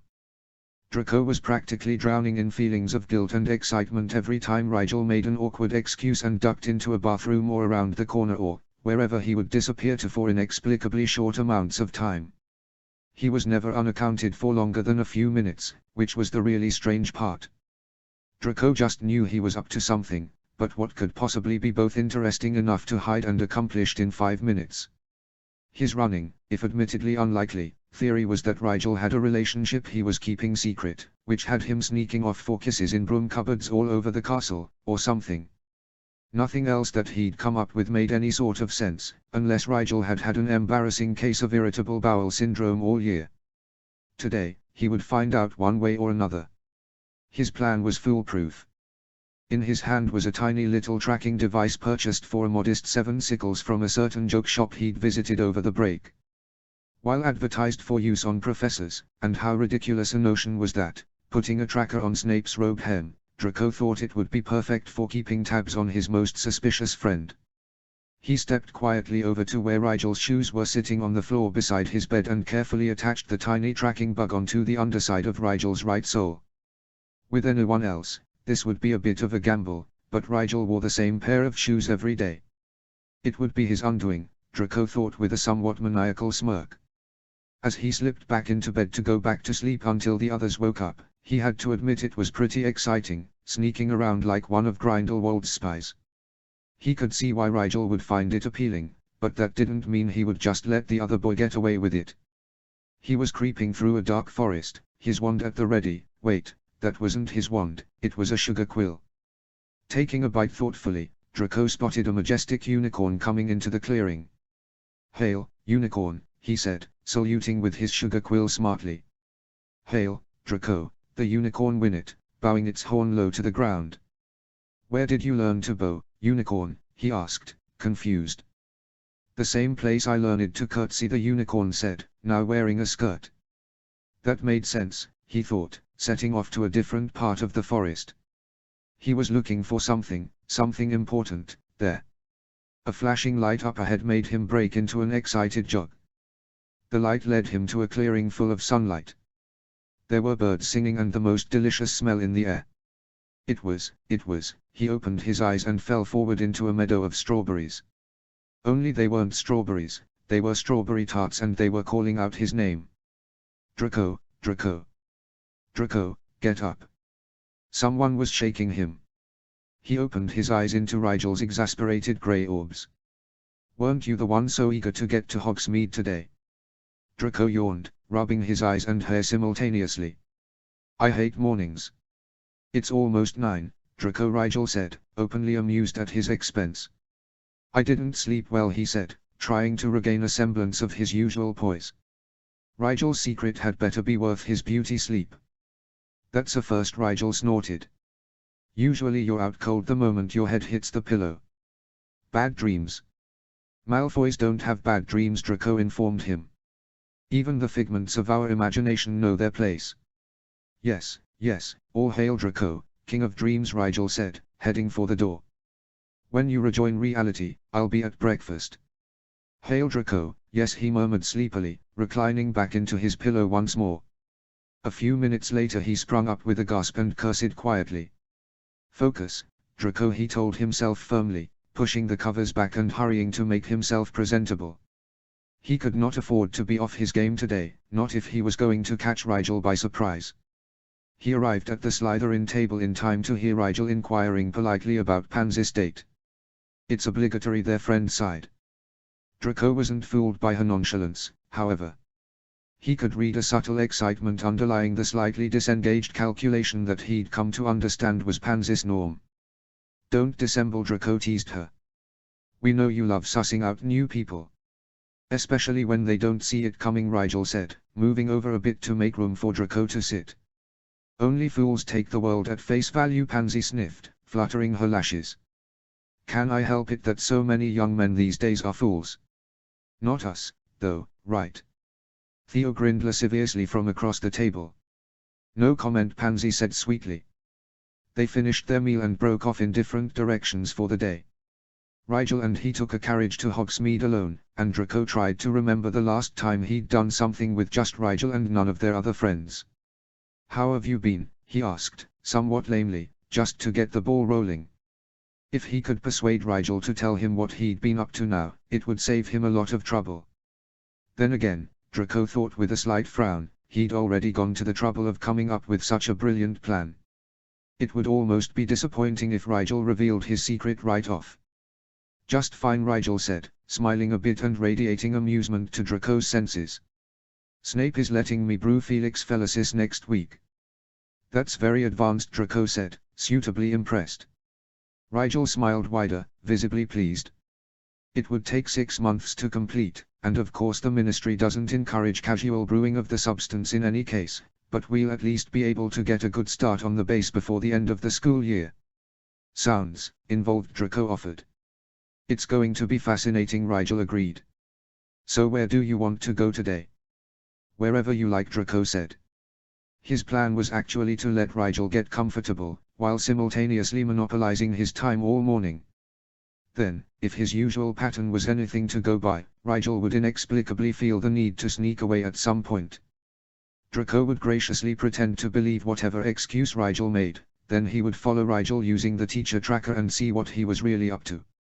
It was perfect. Rigel was quiet for a few minutes, staring out of the window, radiating pensiveness.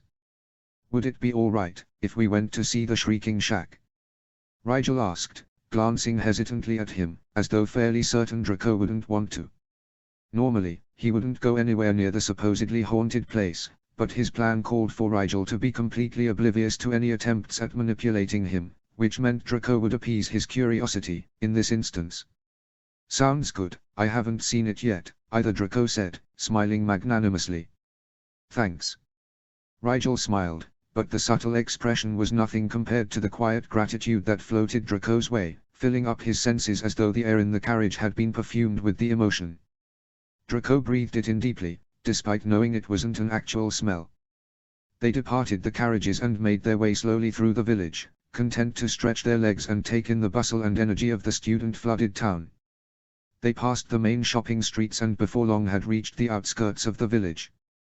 The noise of rowdy students had long since faded away, and by the time they reached the fence that set the shack back from the road, Draco might have thought them in another place entirely, so eerily silent was the atmosphere.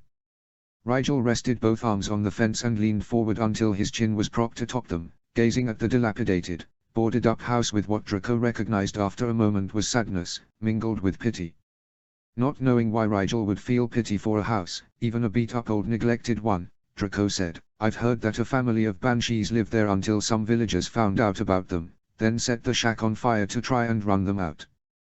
The banshees died in the flames, though, and every now and then you can hear the awful shrieking as their ghosts relive the anguish." Rigel, instead of appearing appropriately impressed with Draco's gruesome tale, merely snorted. "That's not true." "You sound sure," Draco said, smiling as he felt Rigel's amusement and knew he'd been the cause of it. "I am," Rigel said. "This shack was built in the same year as the Homping Willow." A flicker of unease crossed the air between them, and as Rigel rushed on, Draco wondered if he'd said something he hadn't meant to. He didn't see what that violent tree had to do with the shack in Hogsmeade, but he tucked the information away in any case. That was what Malfoys did after all, they remembered things that seemed important even if they didn't understand why they were important. Someone else might understand, one day. Anyway, the shack was actually built a couple of decades ago at Dumbledore's behest. It looks much older, but that's part of the intended facade. Draco lifted a brow. "How would you know that?" Rigel hesitated visibly, but seemed to decide there was no harm in telling Draco whatever was making him look so morose. "My uncle, Remus, didn't become a werewolf later in life. He was bitten as a child, and never imagined he would get the chance to attend Hogwarts like a regular kid. Dumbledore took a chance on him, though, and arranged for this place to be built so that Remus would have somewhere to go during the full moon. You can't tell from here, but the entire structure is heavily warded, and with a few rumors spread among the locals to keep people away, it was the perfect place to keep a werewolf hidden, but safe." Draco could not quite stop the shocked look that crossed his face. Dumbledore brought a werewolf to Hogwarts, on purpose. Before the Wolfsbane potion was even invented. It was a calculated risk, Rigel shrugged. Dumbledore believes the best of people, and in this case, he was right. Remus never took his education for granted. He worked incredibly hard, studied everything he could, and graduated near the very top of his class. It's impressive, considering how ill he must have been several days out of every month, Draco allowed. "It didn't do any good in the end, though," Rigel said, frowning.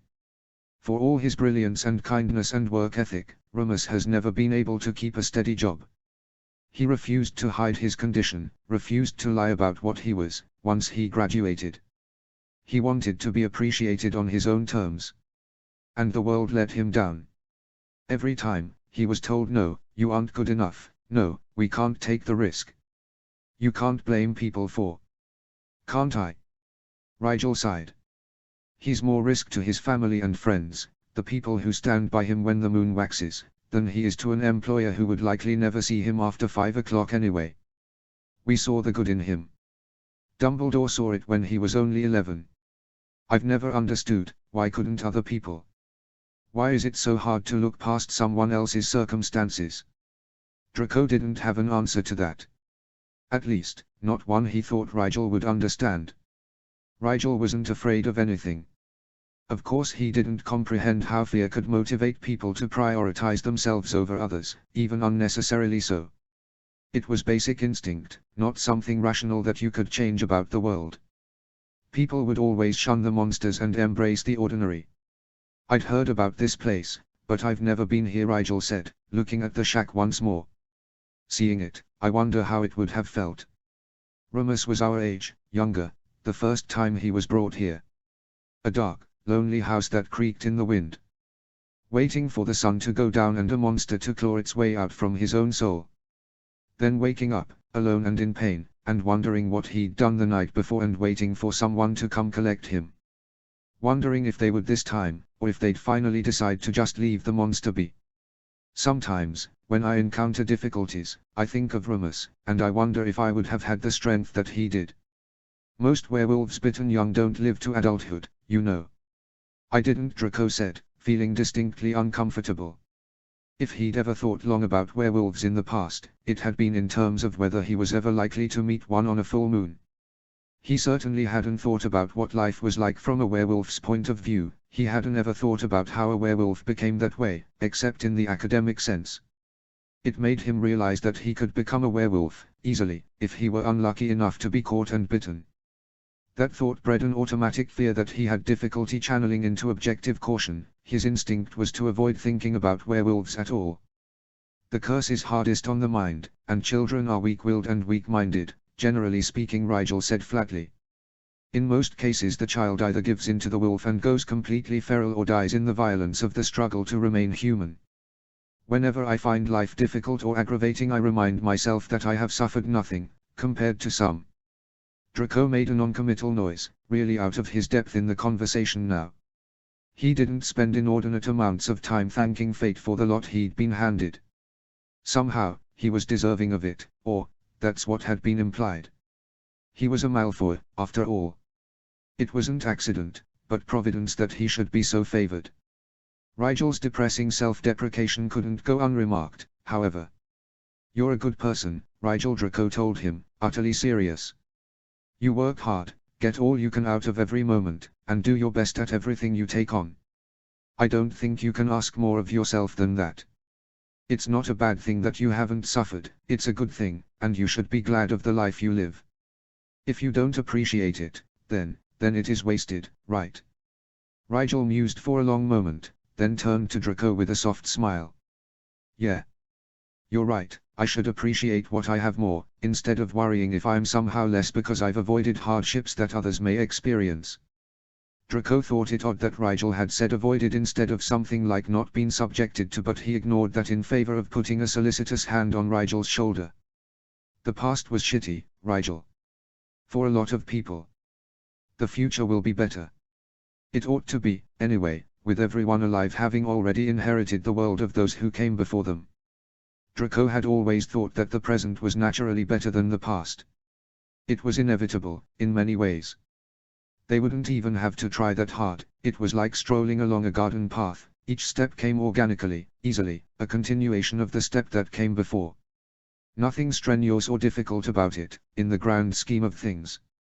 He didn't get why people got so worked up about changing the world, come to that. Change was always happening, with or without people's help. It was halting change that was the real challenge. His father was always lamenting the pervasive, inconsiderate march of progress. I suppose you're right, Rigel said at length. I'm being overly somber, aren't I? My apologies, Draco. This wasn't what I intended by coming here.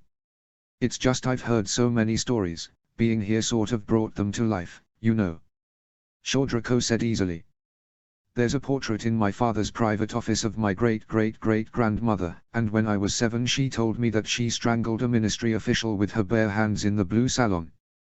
I've never been able to walk past that room without shuddering. Rigel let out a mildly horrified laugh, and the tension was broken at last. Why did she strangle him? Draco said, grimacing a bit. Apparently my ancestor suspected the witch of conspiring to bear a Malfoy bastard. The claim was never substantiated, of course, mostly because the witch never got a word out. Rigel was suddenly very disturbed, so Draco hurriedly changed the subject. Let's get back to the village. We can get a butterbeer and you can tell me how you've managed to show so much improvement in dueling this semester. Did you spend the whole winter break practicing, or what? They spent the rest of the morning walking and talking and generally just wasting time. Draco hadn't been so amused in a long while. His friend's dry wit and semi-caustic opinions almost made him forget that the day had a plan. Almost. They had lunch in the Three Broomsticks, and afterwards Draco began to subtly press Rigel into admitting that he had somewhere to be. I wouldn't mind splitting up for a while, I mean, if you needed to get some errands run. I don't really have anything besides going to the apothecary on my list, Rigel said, looking entirely nonchalant. Draco didn't believe it for a moment. He hadn't gone this long without sneaking off for a moment all week. Whatever his secret was, he knew it needed some kind of maintenance or something. Any moment now, Rigel would make his excuses. Right, the apothecary, Draco said, working to keep a knowing smile of his face. I suppose you wouldn't mind if I tagged along. Of course not, Rigel said, eyebrows rising. I suppose it might be sort of boring for you, though. If you have something else you want to do, I'd understand. Aha. Rigel's face was calm, but Draco had felt a subtle thrill go through his friend as he spoke. He was hoping Draco wouldn't want to accompany him, for whatever reason. Well, he wouldn't make it hard on his friend, he thought with a smirk. I'll just run to the sweet shop then, shall I? Draco said casually. All right, Rigel said. Will you pick me up a licorice wand? Draco mentally cursed. His friend was crafty, making sure Draco really would have to go to Honeydukes if he wanted to make his story believable. No matter. Rigel would be in the same position, having to really go to the apothecary to throw Draco off his scent, which meant Draco had time to run and get a couple of sweets before getting down to the serious business of ferreting out Rigel's secret. They parted ways, and Draco hurried through the packed streets until he spotted a group of students coming out of Honeydukes with bags full to bursting. Hey, do you guys have any licorice wands? He asked quickly. One of them, a sandy-haired boy with lots of freckles, clutched his bag possessively. Bingo. What did you pay for it? Draco asked. I'll give you double. His eyes went wide, and he glanced between Draco and his friends, torn. I waited in line forever, though. Triple, Draco snapped. For the licorice wand and one other sweet. The boy sighed forlornly. Okay. It's a deal. They exchanged goods quickly, and Draco ducked into a relatively deserted side street to pull out the map that had come in the package with the teacher tracker. It was a mostly blank piece of paper with a black dot in the center and a series of rings set up like ripples around it. Each successive ring had a different value of distance noted next to it, and at the top right there was a crude compass designating north. When he said the activation phrase, the tracker in Rigel's shoe would show up as a red dot on the map, which would move around in relation to the center dot, a bit like a radar system that only showed one thing. More excited than he would care to admit, Draco whispered the activation phrase and waited with bated breath for the dot to appear. It winked into existence slowly, a little unsurely, not far from where Draco was standing, which made sense, since he wouldn't have had time to go very far yet. What didn't make sense was the way another dot blinked into existence a heartbeat later, much further away from the center dot and the other red dot. Then, a moment after that, yet another dot appeared, closer to the second but separate enough to be distinct. He frowned down at the map, confused. He began walking experimentally, and all three dots moved relative to his position, just as they should. Why was it defective? Did the map pick up all teacher trackers in the vicinity? That was annoying. And actually, there should be many more dots if that were the case. There were about 20 on the shelves of Zonko's alone. Maybe it only showed trackers that had been activated. That was still a rather obnoxious design flaw. At least he could be reasonably sure that the dot closest to him was Rigel. He began tracking that one, not noticing until he was nearly on top of it that the map had led him straight back to the apothecary. Maybe he was going to run his errand first, and then sneak off. Draco settled into the alley across from the apothecary to wait. 15 minutes later, he was bored, and 25 minutes later he was annoyed out of his mind. What was Rigel doing that was taking so long?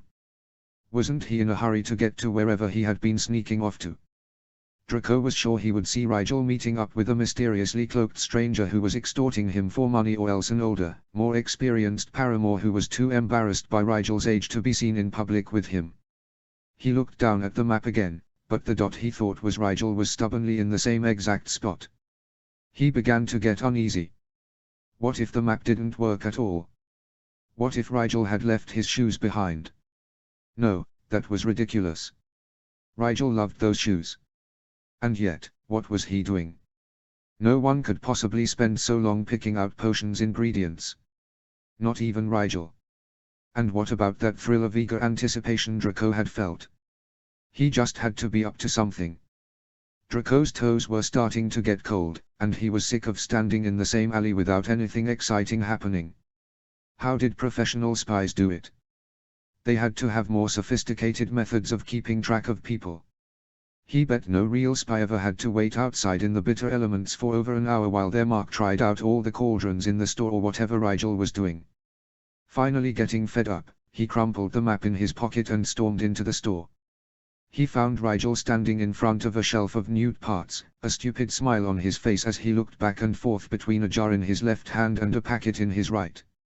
Rigel, Draco said, exasperated, have you been here the whole time? Rigel blinked at him in mild confusion. It's only been. He glanced at the clock behind the register. 20 minutes, Draco. Did you have somewhere to be?